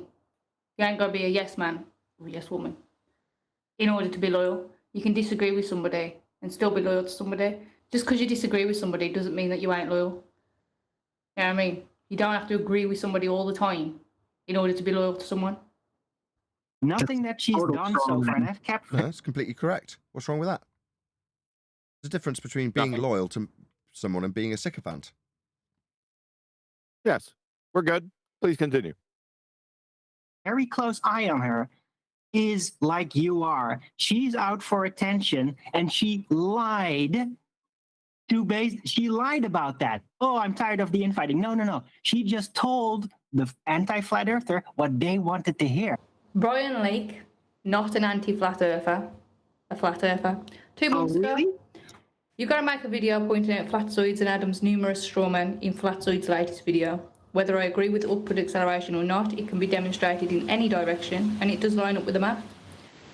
Me? I know, yeah, but honestly, I'm getting fed up of all the infighting. I don't even know if I can be bothered anymore. It's draining, everyone calling everyone shills and attacking each other, etc. We have it off the Globers and now off each other. My mood at the minute is just too low to even try to deal with it. It's depressing to witness. So why would I say that, like at least 2 months ago, to Brian Leake? Exactly what a shill would say. So I'm sorry, Nathan. This is my point of confusion. I've not been a show with her.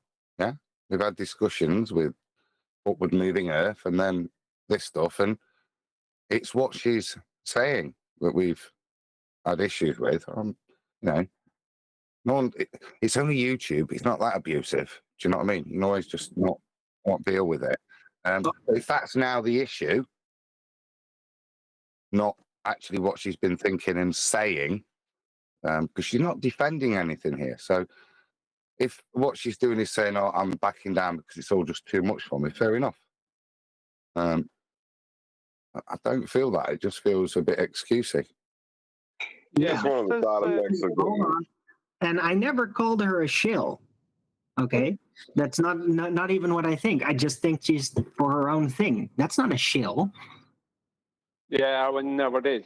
I remember you didn't call her a shill at all in any conversation that was brought up there in recent times. It was I.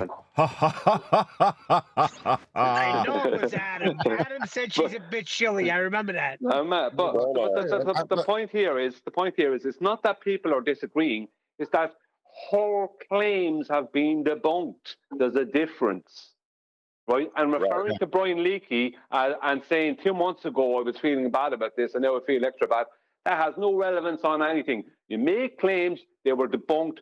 You haven't admitted that they were debunked, or you don't understand why they're debunked. And now you're leaving the arena because you feel victimized. No one victimized anyone. Claims were made, they were debunked. It's not up to us how that person takes it after that. How does the saying go? That's what it sounds like to me, Brian, that she's leaving because now of, not because of an argument, not anything she's corrected. I still don't know her position, but because of her feelings. There's a famous this saying. Is all it from goes something like attaching your this. feelings to the argument, right? I was going to say, yes. Don't ascribe to malice what could be just as easily explained by menstruation. Oh, brother. It's not her that's being Because attacked. that's It's true, the though. argument, and she's taken it as she's being attacked because she's making the argument. She's attached herself to the argument. That's You already her said that. fault. We already agreed. That's exactly what's happening. Thanks. The infighting is ridiculous and the infighting is pathetic. Sorry. No, I was going to say that's her fault, not ours. Exactly. Because that's the truth, are we? The infighting is ridiculous and the infighting is pathetic. You think it makes Flat Earth look good with all the infighting? Really? Yes, I do. Sorry, Anthony or Adam. Yes, I do. Because it shows that we're not an echo chamber in flat earth debates when we disagree and argue. That's the whole point, is that we don't go around all agreeing with each other. We sound each other out. I don't agree, and I think it does make us look terrible, and I blame it all on Anthony Riley. Yeah, this isn't about agree, disagree. That's a wrong genre. Don't follow that trail. Expose it immediately. She mischaracterized it. When we say infighting, this is interesting. What's happening? Is it the sort of infighting that we just had a minute ago over the definition of Pascal's law with Anthony? Is that it couldn't be? Or is it where when you've got to the truth that one person and certain sides don't then deal with it as it was dealt with, their recognition of what's gone off, what facts have been presented? Or is infighting where certain sides get called and accused things of being like scammers? Is that what she's referring to? That's what she's talking about. Well, I don't know, because I don't see us doing anything other than defend ourselves and stay on track and argue points really well. The issue we had with Rachel was what would move in Earth and the proposition. That's what was dealt with. Nothing infighting in a way of attacking somebody, just dealing with what she was proposing and supporting or not supporting. Could be talking about someone else. She could be talking about that like naked mud wrestling they had at the Flat Earth Convention out in Texas. Maybe that's what she's talking about. Well, what are you, some type of Nathan, you're such a weird mood. Yeah, are you like a heckler from the outside on this video? Yeah, he is. He's a heckler today. Just a smart ass heckler. He is. Or maybe a heckler. Adam's the one playing the video, right? This one's a heckler and cough. That's why. That's why. That's why he's a heckler. He gets to be one of us. Right. Got it. Sure. I'm just letting him tucker himself out with his novelty. No, you gotta wait for him to start talking and then start playing the video. I will play it now. I'll play it now. Really? Nothing that she's done so far, and I've kept very close eye on her. Logical conclusion. Yes, I've seen her on camera. Supreme knowing. In real life? Never. I have seen her on cam though, back in the days. But it could be an AI. Really? The conspiracy theories are getting ridiculous. And then you wonder why I want to walk away from it all. You make us seem stupid. Conspiracy theories that I might be an AI. What the fuck? Yeah, I disagreed with Supreme Knowing. Hold on. I disagreed with Supreme Knowing there on my channel when he said that. I literally spoke out against that. Like, it's not, she is a real person. So she's now dragging a random chat guy saying that in. I never said that. I disagreed with when that was said. What's this bargaining but what chip has any of that got to do with our arguments? I'm not heckling. Worry. Sorry, just one question. What is this bargaining chip that she's holding up about her, like, walking away? What is that all about? I don't know. What is it like? Walk like, away. Is it like she's trying to hold someone over a barrel? I mean, if you walk, then you know what I mean. It's not your fault. You're making claims you can't support, and now you're all emotional about it. This is just I agree. I think for she'll walking, done. isn't it? Neil. Who's first there? But go on. I think she fancies Arwen. I don't think that's it. I get that part, but I mean... This has nothing to do with Arwen, whatever this guy Supreme or Gerald Supreme Knowing is saying. What has any of that got to do with Arwen? Nothing. Absolutely nothing whatsoever. Arwen never called her an AI. Arwen never said she was a shill. He didn't say any of that. He just said he kept a close eye on her. And, you know, he's making an observation based off of, or making an assessment based off of prior observation or whatever. Right, videos and chat behavior, basically. That section was pretty weird. Can we move on? Well, I'm just, because As far as I can see, it's not some concerted campaign to claim she's AI. It's some rando in one of Arwin's chats saying she could be. You know what I mean? That's it, and that's being used as reasons for quitting. It's fine. AI can't pull off a Brummie accent like that. It's just not possible. Yeah, it's not good enough yet. Thanks for explaining the complete non sequitur. Can we continue? So. You know what I mean? Just ridiculous. I've kept very close eye on her. But look, I don't even know who Rachie really is. Do you? Have you ever actually seen Rachie on camera?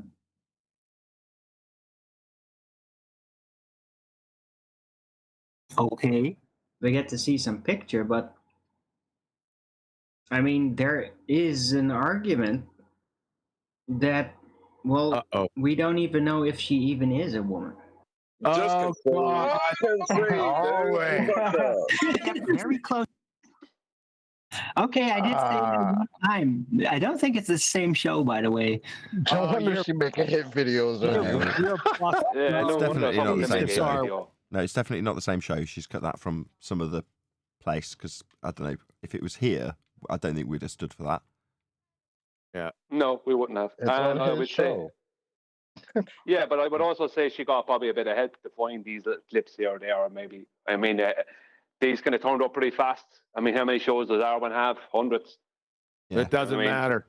Doesn't matter. No, Exactly. but we It's should not address it though. what's No, got to it's do come with up, so let's address it. I think we'd all agree she's a very, very good-looking fella. Oh, brother. Stop. Now she's But going to make a why hit is piece her on you. appearance being brought into any of this? Why does what does it matter? What her appearance? All that matters is her arguments, her character, her actions. That's all that matters. Nothing else. I don't see how any of that has anything to do with anything, including what you just said there on that video, Arwen. Who cares? Like, what has it got to do with anything? Well, hold on. Probably right after this point, somebody in chat said, "Oh no, wait, I have seen her on camera that time," and I'd be like, "Oh, okay." Well, hold on. Have we got a screenshot? I would like to analyze the shape of her skull. Okay. This, you know what this sounds like? This sounds like she's reaching for feeble excuses to grease the skids so she can vacate the property. Yeah, it does sound like that. I don't know what. This video is very weird. Vacate. Sorry, bro. Oh, it's not Even a bargain. though- I've just got an answer to my question I asked earlier. Maybe you did answer it and I just didn't hear through the rumpusing. So you're saying it's not being used as a bargaining chip, like, you make me feel so bad, no wonder I want to leave this relationship. That's kind of how I read it. But you're saying no, Yes. it's her making an excuse, saying, should I stop making videos, then you'll understand why it's all your fault. The inviters, that is. Yeah, she's definitely a woman then. Making a scene on leaving. Dramatic exit. Fine. There's a movie where someone makes a really dramatic speech about them not coming back, and everyone pauses and listens, and then as soon as the speech is finished, they all just turn around and carry on doing their work. I'll press your play. I've kept very close eye on her. You have seen her on camera? Where? When? Logical conclusion. That's just the where and when. Where is it? And how do you know it's her? You're eating on camera? Was she talking while she was on camera? Always the original. Hang on, Adam. Debating Just pause a second. Oh. Yes, let's all address how don't mind. gross Arwen is. Go ahead. No. The Are you point I'm making kidding? is at this point, eating and drinking on camera for years. What are Gross. y'all talking about? Sorry. I'm sorry. Yeah, now it's a famous thing now. Mukbang. When he pours Yeah, but tea, I it said sounds like he's urinating when I'm listening and not watching. It's gross. the reason I asked Adam to pause is at this point, whatever this was, Arwen has obviously never seen Rachie. Then. Well, we certainly 'Cause, haven't seen her he's- shoulders to see how many heads would fit on them. Yeah, but the point is that it's obvious at this point, from what I'm hearing, that Arwen at that point when he said that had never ever actually seen Rachel.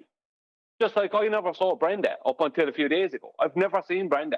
Right. So all I'm hearing is a female-sounding voice. You know, I can make a female-sounding voice on my computer via audio software. It's not. I can use my voice and make it sound female. It's not a big deal. I've got to side with QE. Look, I've got to stop this. I'm sorry. Look, we can all agree. Well, no, I've got to put a stop to it, Brian. These are all lovely-looking fellas, but we've got to move on. It's not relevant. Brian, are you stop ruining Rachie? No, I'm trying to help you out here, Arwen. I'm trying to help you out, and you're rumpusing me. The point I'm making is at this point you're saying, at the point you're saying what you're saying here, this is my last attempt at it. After this, you're on your own. At the point that you're saying what you're saying here, you obviously hadn't ever seen Rachel. So you just had heard about her or heard her voice. Correct. Yes. Yeah. So how are you supposed to know what she is? Not that it matters, but how would you if you didn't see the person? Thanks, Adam. So we've confirmed that she's a girl. Yeah, happy. Yeah. I'm not sure why that would be so upsetting. It made you leave, or you'd have a strop about it. But You get the rest of the video.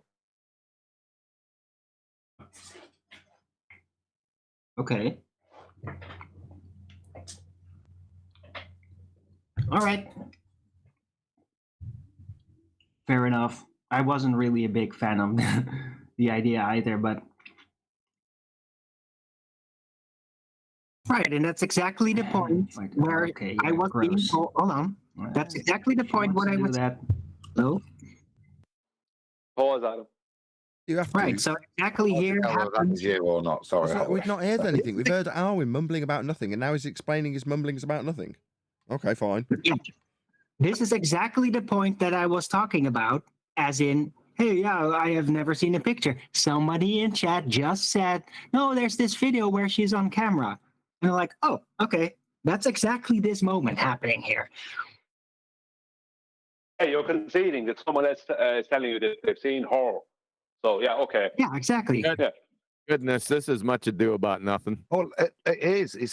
It's a really good example of some. I'm not being horrible here. I'm just benign chat that you'll have while you're eating a croissant. Oh, he's prompted by somebody else. You've not gone on some rampage, have you? And gone, she's fake. Somebody's gone, oh no, I've seen a picture. You've gone, oh okay. No, I haven't gone on a rampage about her ever. Like, I have mentioned her. I've perhaps gossiped a little, but I never went on like aggressive her because, yeah. I'm saying it's a very mild 30-second persecution I've just witnessed. Can we hear a little bit more of the video before you interject again, Owen? No offense, I'm not being rude, but okay.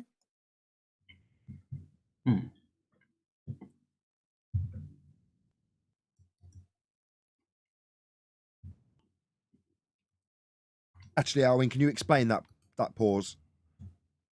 Yeah, I was eating. He's chewing. She's obviously pointing to the chat at that point. That's why I said she has to say he's chewing. He's chewing. I want to know what flavour he's chewing. Is that straight Illuminati croissant or? Yes. Yeah. Okay. I think that's clear. I'll press play. All right. Is it a particularly good Illuminati croissant? Yes. It looks it. I mean, it genuinely does look like you're enjoying that. It's great. I'm glad she put this in here because now I know anything she says about him is obviously just objectively true. Anyone who enjoys a croissant that much isn't to be trusted. The only reason you'd be what is please, this for? Can we get to some substance in the video at some point, please? Please, yes. Yeah, the croissants are only €3.30. Really? So Nathan's annoyed now, Rachel, you're editing.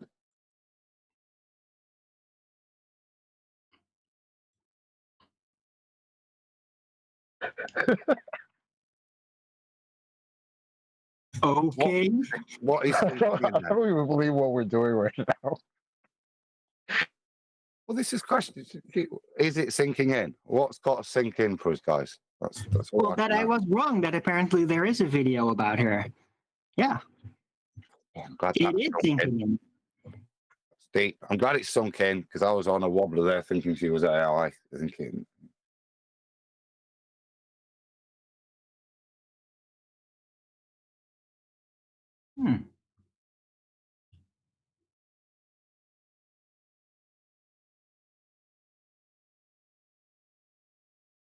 Yeah, she is indeed very young looking.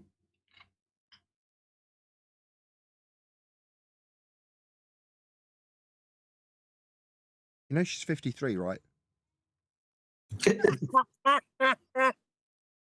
With 3 kids, I think.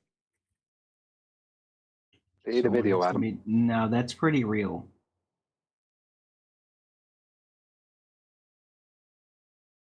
But thanks, I didn't know that.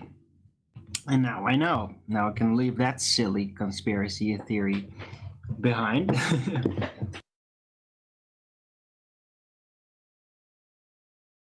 You're welcome, Rachie. I think that's the purpose.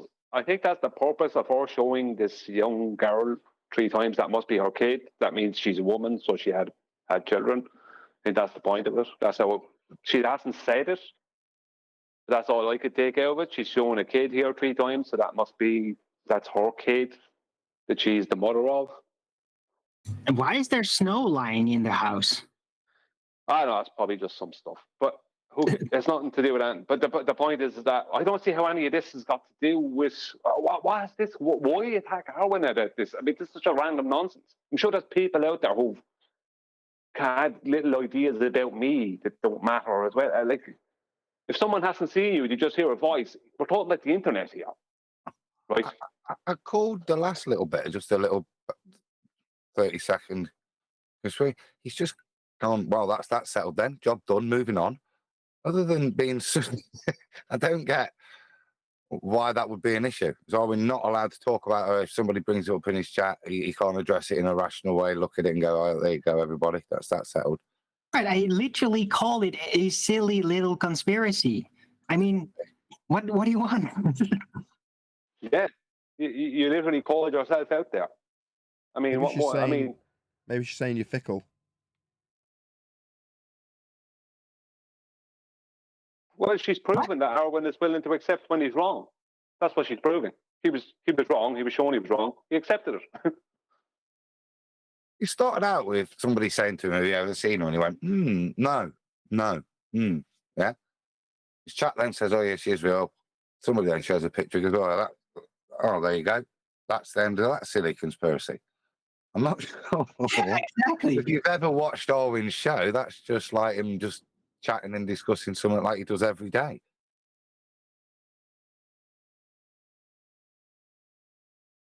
Wait, Arwen conceded he was wrong? Burn him. Well, in the most least passionate of all the topics I've ever heard him discuss, that was a lot. I mean, look at the level of interest he had in it. Listen, is there any more from Rachie in the video? Is there any more from Rachie? Yeah, this next bit is weird.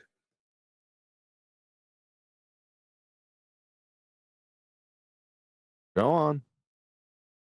Because even if I get stuck in the dark world another 80 years out of nowhere, I will hold on that it's flat forever, even in the abyss. I will never let it go.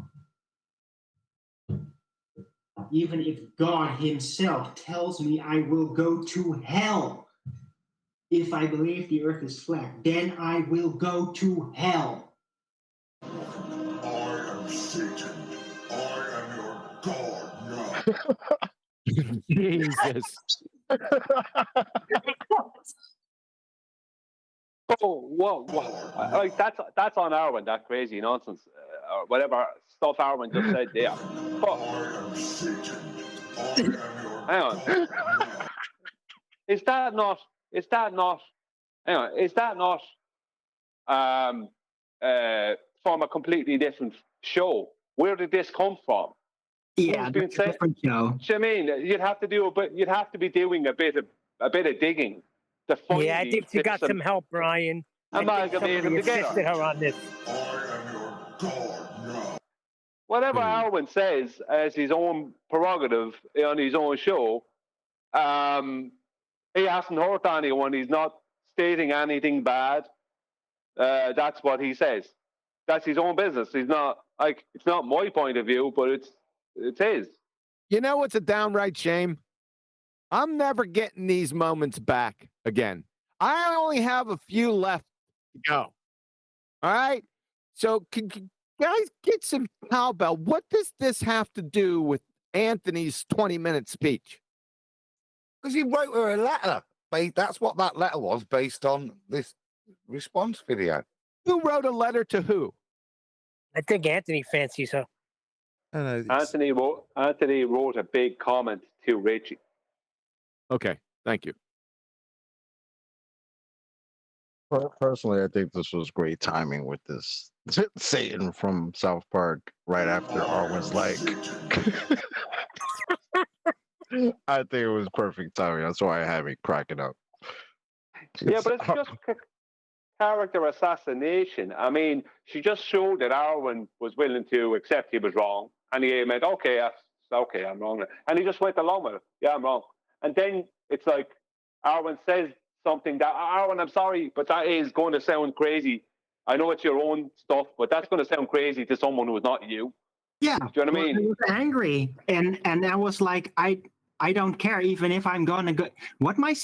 It was a very incomplete statement because it had a big preface, okay? And that was that in the dark world, in that you could argue a hallucinatory experience, like flat Earth was like everything, like discouraged me from doing that. And I didn't know where I was, what it was, and I was brought under the impression that I was dealing with God, maybe indirectly sometimes. And so I had to just hold on no matter what. And that's basically what I'm expressing there very passionately. But if you don't get that entire preface, yeah, then it just sounds really bizarre. But it wasn't talking about the outside world. I was talking about that experience. And hey, she literally said, let me say the dark world in there. So, you know. Arwen, don't try to justify it. Don't try to justify it. It just... He just did. He just did. In a really... I was wondering, flipping heck, right? But if that's one of your dark world things that you describe, then you're saying that's the kind of thing I'd cling on to in a reality, to know where reality is. You're not tricking me, even if you're purporting to be God in one of your dark world experiences.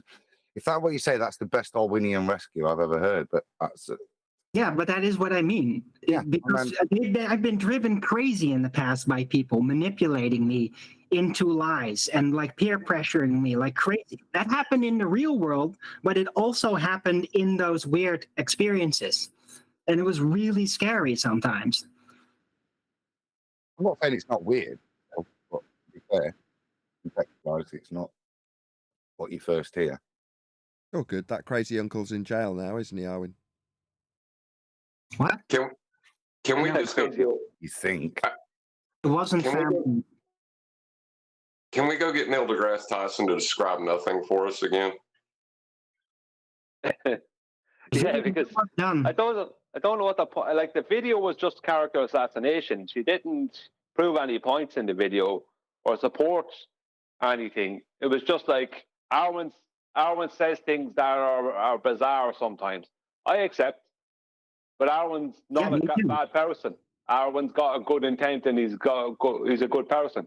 I've never heard anything bad or any bad intent out of Arwen. So if some of what Arwen says is a bit bizarre at times, okay, that's Arwen. It's his show. He can say whatever bizarre stuff he wants on his show. He can say it.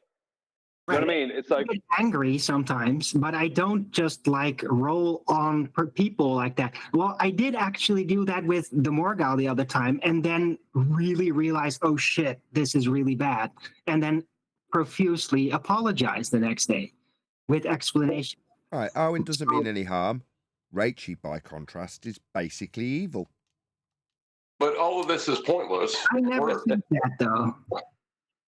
Yeah, I'd got the opposite message. I'm being sarcastic. Look, Rachie means no harm either. If she wants to talk about her upward rising Earth, then fair enough. Right, Brian? If she can talk all she wants, if that's the bizarre thing she wants to talk about, Is that any less Oh, I see. bizarre than what Arwen just said on her video?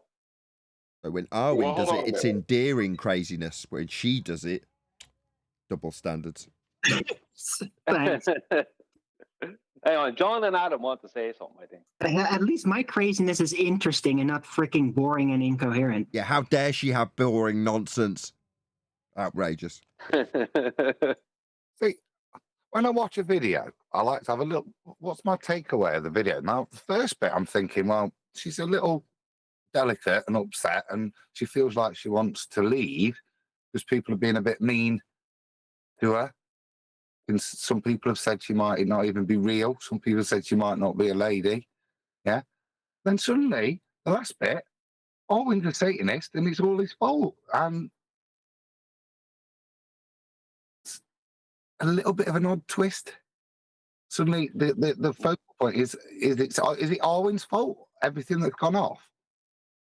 Yeah, I'm going to go with yes. Yes, it I is. don't Yes. know. Yeah, that's fair enough. Owen, you bastard. Yeah, I have said openly that I am a wizard, you know, so I'm probably enchanting things out there and changing it because of my magical powers. In the ether. No.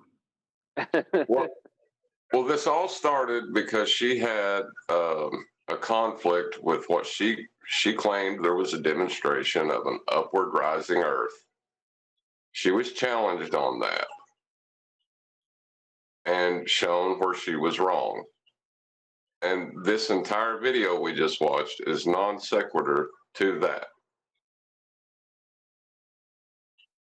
Yeah, none of it makes any. It makes absolutely zero sense that she would come after Arwen if what Arwen said the other day on the show hadn't pressed the button. Like, I mean, that's all I could. Go on, Ian. Ryan, don't forget. She was with Bob in the beginning, and Bob had said some vicious things about Arwen too. So it's not weird to me that she's going after Arwen. Yeah, have you not just seen the proof of why she's upset? That malicious hate campaign against her that Arwen ran. He's bad, man. Hate campaign. It was like 2 minutes of Arwen eating and conceding. Oh, it's wrong. She's not. Yes, She's not AOI. I will go to hell She is a woman. for Earth, and that's like someone like that? automatically attacks her or something. Imagine if it was you. Yeah, imagine if it was you. That vicious hate campaign. Yeah, you probably want to leave flat Earth. Well, she did fake that fire that was there in the picture. Don't encourage you to leave. Just give us some good advice. If you're going to talk boring nonsense, just do something exciting, sex it up a bit, eat a croissant or something, you know. I should put that bit in. I think it was the chat she was trying to highlight. What actually got highlighted was Arwen eating something, a cracker or something, and drinking tea. I don't know. What is all that about? I mean, none of this has anything to do with. It's back to victimhood. I don't know. Like, I mean, why are we having? Why? I mean, because Ricky's gonna leave, Brian. She's gonna leave. Okay, well, off you go. Like, no one's holding you.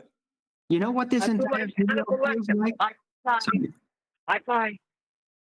Oh, you know what this entire video feels like to me? Like a Sean Hawkins level video. Like he's trying to do something, it's like completely meaningless, and he thinks he has something. That's what this feels like. Very low intelligence quality video. You're the Russell Brand of flat Earth now, when they're attacking you. And they bring you down. Oh, damn. Alan, she would not like to hear what you just said. Sean Hawkins level. To say that somebody's just made a Sean Hawkins level video is the worst insult you can give anyone in this arena. Yeah, well, it is true though. And it is she's true. She's made better videos that I kind of was interested in. I followed her very closely. I liked her at first, but then she went weird and just incoherent. And this one was just a Sean Hawkins level video. It was completely meaningless. Although let's just say for the editing job, I watched her very closely. Very closely. Very closely. Very closely. Yeah, I guess she's really freaked out about me actually following her activities. Yeah, you're like because a peeping Tom. Interested. Yeah, it's a bit pervy. We call that stalkers here in the U.S. Yeah. Okay. Arwen was talking about her argument. Okay, well, let's and just her conclude progress this. in Let's take the flat Earth. vote. Who votes we condemn both Arwen and Rachie to hell? Adam, say something. Doesn't matter. I say just You would call, Arwen based on that video. I'll go with that. Let's just condemn Arwen. Arwen, you boring bastard. saying the Earth is Go to not hell. flat? Adam, Are you make a saying good that the point. Earth is not So flat? Arwen to the center of the earth. Go. Trying to find a point in that video. That is it. All I can summarize is that Arwen is a Satanist. I didn't even get that out of that. He's I just got the, he's persecuted Rachie senselessly over a croissant and come to the conclusion that she's both female and real. Yeah. yeah. Well, what I got from that video is that she is trying to point out to Arwen that she is definitely a female, biological female, not someone who just identifies as a female, and she's definitely a real person, not AI or something. Okay. Well, have you verified That's what I got from it. I haven't had those screenshots. I haven't seen how many heads fit on her shoulders. And nobody's verified anything yet. I didn't show the video. I just got a video link at that show, and then I took a look at it, and it's like, oh, okay, there she is. That's it. Yeah, but well, it doesn't matter. The whole thing. Yeah, but what has any of that? Like, how come she didn't have an issue with this 2 months ago when she had an issue, according to her comment to Brian Leakey? I mean, what's this got to do with anything? Why suddenly, out of all the people in this arena, why would you suddenly go after Arwen? I don't get that. Because of his vile hate campaign that she's just showed you in the video. Yes. Because FED bad is in vogue right now. So yeah, Arwen's low hanging fruit in this regard, right? Or maybe he's the first of many.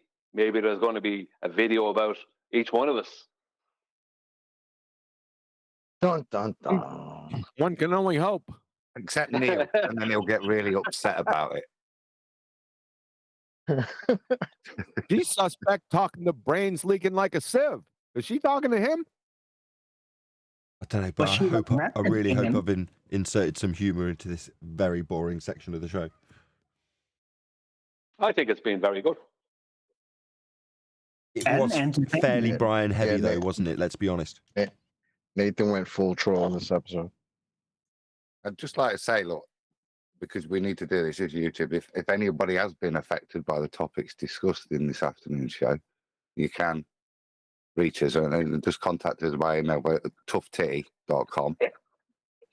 Either talk about that. It's either this one, or Stolen Valor.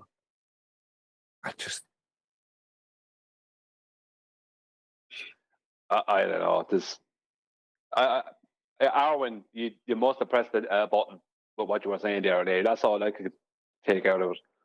Yeah, well, I think I called it. I just, with my analysis of how she's going about, and that just really got to her. Because she didn't even mention that part of what I said in this video. Did you notice that? That she cut that entire theory out of it? Only the preface. It's because you found the genus point, Arwen. Is that what that's called? Genus point? Well, at least the sextant is fun. Someone is having fun with the sextant. We have a baller here called Sextant is fun. What's funny about the sextant, mate? He's dumber than a bag of hammers, dude.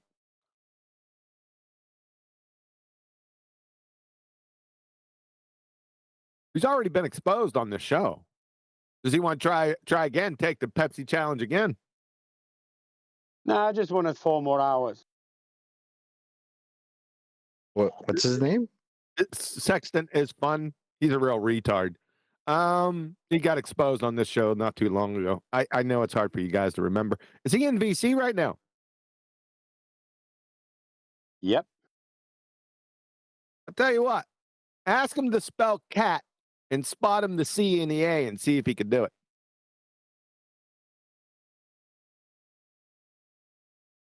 He's listening. What? What's up, Sextant is fun? What's going on, buddy?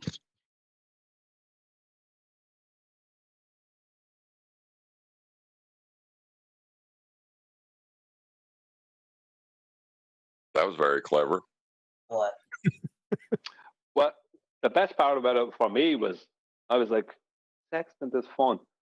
And then Jorge said, he's a glober. And I'm like, glober? The globe. Oh, yeah, that's what we're supposed to be. Do you know what I mean? The globe has become such a nothing that I forgot about it. Yeah, we're not being bombarded with globe proofs, so that's why we're sitting here looking at videos, watching Arwen eat. Yeah, the globe has become such a nothing. I like a good laugh, and he says the second is fun, so I like fun. I wondered what's fun about it. He said, I like fun. Sextant is fun. It's like an evil guy from a movie. What's fun about a sextant if you live on a globe?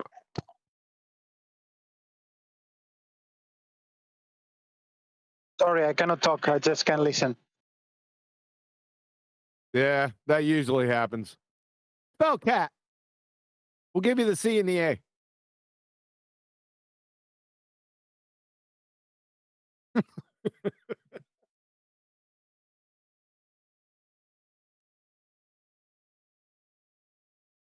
So how about them Raiders? K-A-T. Cat. Citation, Kit Kat. There you go. Well, you can't know anything for certain, John, so how can you know how to spell cat? Come on now. And that's a certainty. In Dutch, it is actually spelled with a K. Not confusing at all. Yeah, that checks out. Do you even call it a cat, though, Arwen? Like, how do you pronounce it? It is a vowel rotation, so cut, not cat. Cut. Good luck with that. A vowel rotation? This is a family show. Not a vowel rotation, don't worry.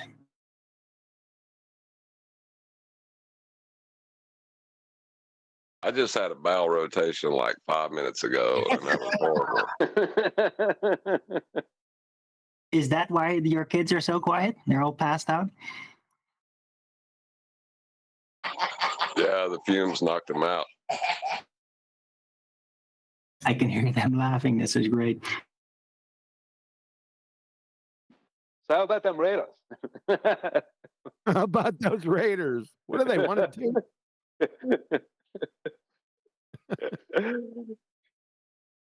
Yeah, we need a topic.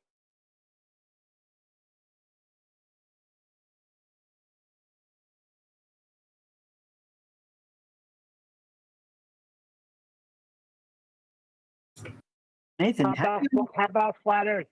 Yeah, I was going to ask, like, Nathan, have you ever really gotten a response from any of these guys that you reviewed by now? Only Matthew Learns, who put a video response up on his channel with about 3,000 or 4,000 subscribers, as opposed to his channel with hundreds of thousands of subscribers. So he just sort of buried the response. Well, it's probably important that he did. He's a math professor that put his job on the line to say that you can get an angle from a curved adjacent. Yeah, he's probably going to hide that as best he can. So he's a sneaky I confronted bastard. him the other day. He ran away. Who, Matthew Weathers? Yeah, that's correct. All right, I wonder what's stuck dynamite under him so all of a sudden. No, same old thing. He concedes to every single argument, but in the end, he states that he's still a sphere. Yep.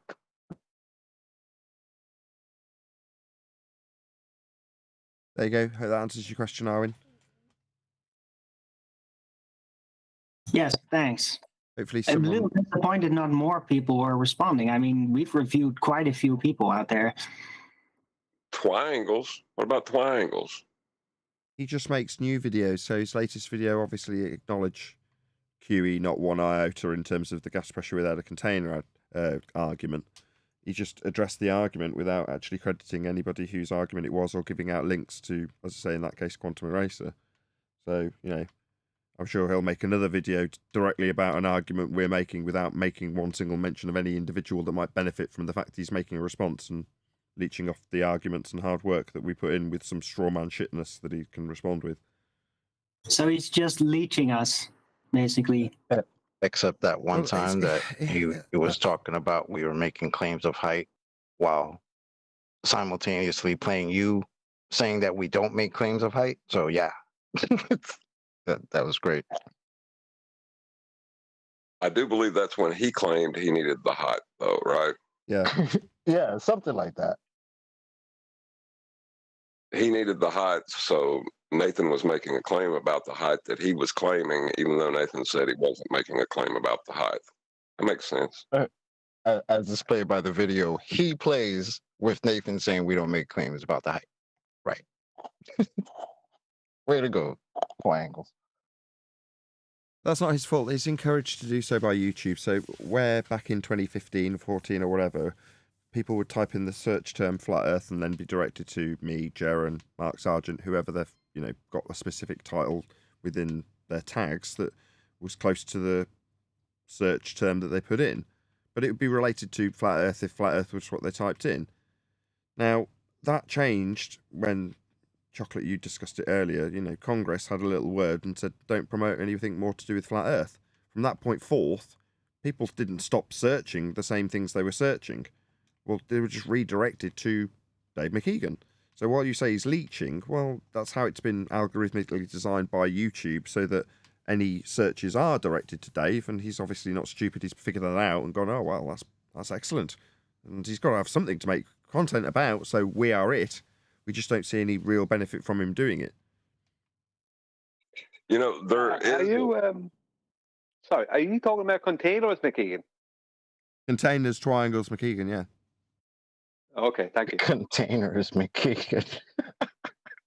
Interestingly enough, you could make not an anti-flat earth, but like a channel that's just dedicated to the flat earthers out there making baseless assertions or ignorant claims, debunking them without ever addressing flat earth. Be a flat earther and use that algorithm to your advantage if you wanted to.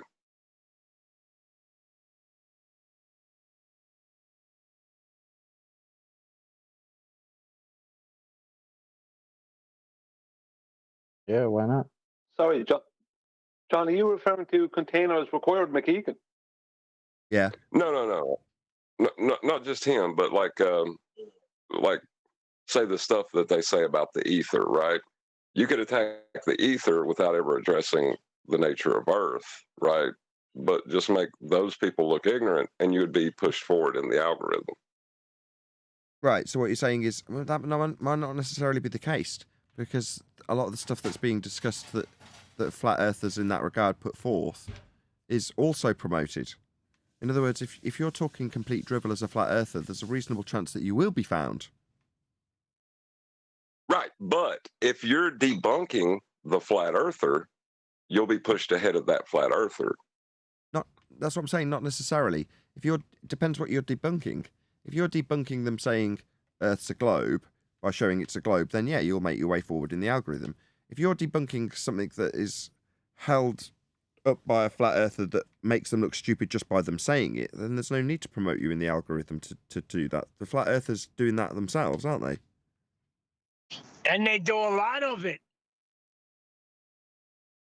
Right, but as long as I'm just saying, there might be a way to use the algorithm without actually taking a position on. I guess so, but it just sucks all the fun out of it. So not knowing what the world is and going on a little journey of discovery for my own benefit is part of the fun.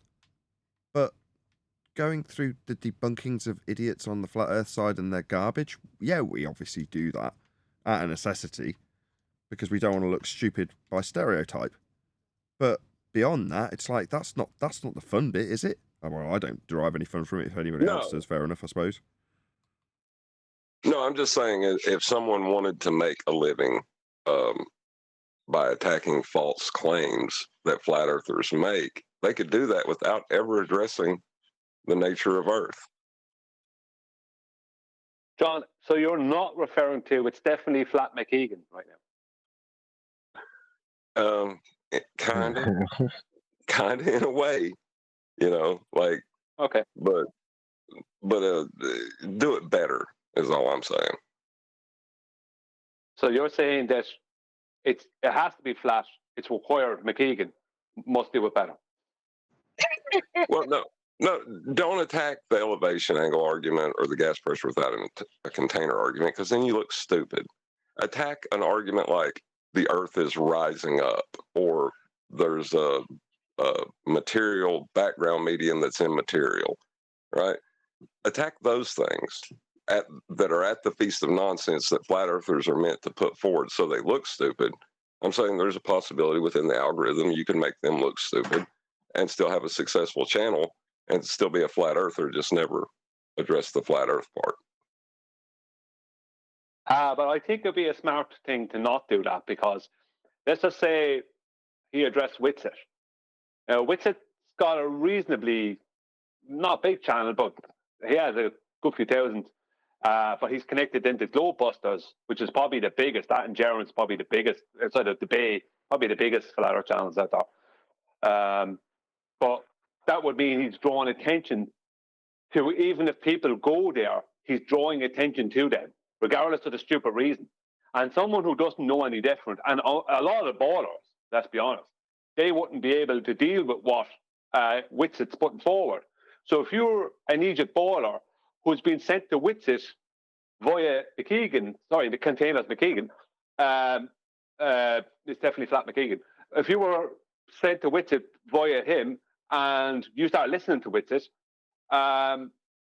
Witsit will tie you up in knots. Because John's suggesting most of the borders. John's not suggesting this from a moralistic or a converting people to flat earth standpoint. He's just saying algorithmically, if you were to only put in your title, for instance, flat earthers are stupid, right? And then go on to explain why ether is stupid, you could attack all of the feast of nonsense garbage claims that flat earthers do without ever necessarily actually attacking the claims that prove Earth's flat, and therefore carve out a niche in the algorithm where they do promote you because you're attacking flat earthers, but all you're really doing is taking away preemptively their feast of nonsense garbage that they would make themselves look stupid with anyway, rather than attempting in any way to actually overcome a flat earth argument. It's not going to work. You know why? Let me tell you something real quick. Nathan, you're on their radar. They know who Nathan Oakley 1980 is. They know who Quantum Eraser is. You're never going to get promoted via algorithm. But that's not the problem I'm talking about. What I'm talking about is by them attacking something that will be covered on the likes of Globebusters, it's very likely that the algorithm will show when someone goes searching this out, external to whatever containers McKeegan's video is going to be, when the algorithm, when they search this out, they might find Witsit and they might find the Globebusters, and then be somewhat convinced that they have a point. And that's what I reckon, because the ballers normally don't make videos without all of them talking amongst each other. Do you know what I mean? They sound things out. There's a reason why McKeegan doesn't mention QE or you or this show. There's a reason why he doesn't do that, because he knows that's not what to do. And even if he doesn't know, someone told him don't mention Nathan. Do you know what I mean? It's like, but he doesn't want to give attention to the likes of Witsit, because Witsit might actually convince some people who don't know any better. Right, but see, the algorithm already pushes those people ahead because they are the feast of nonsense. They already pushed those people ahead of where we're at, right? So what I'm saying is, you could cut out a niche within the algorithm, just debunking their fallacious claims.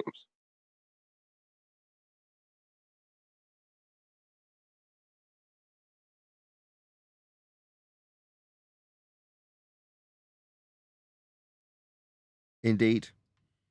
Yes, but sure, then you might promote them, and they have a bigger reach than us. Okay, I think we've gone around this once. Why, you don't listen to my conspiracy? I'm right about this. No, we don't. All right, you don't want to think you're making noise, but you are. You are. Can you spell that? Yazar? Listen, hold on. Don't be insulting me, Mr. Stolen Valor. I heard some things that I'm not too happy with. Oh, God. With that, I'm going to say a huge, massive, enormous thank you to both Discord and G+ panels for making today's after show possible. And, of course, a massive thank you to all of you in either Nathan Oakley 1980 or Nathan Oakley premiering streams, hopefully smashing the super chat, liking, commenting, sharing, subscribing, joining as a Nathan Oakley 1980 channel member, and all that good stuff. I've been Nathan Oakley, and I will see you all in the next video.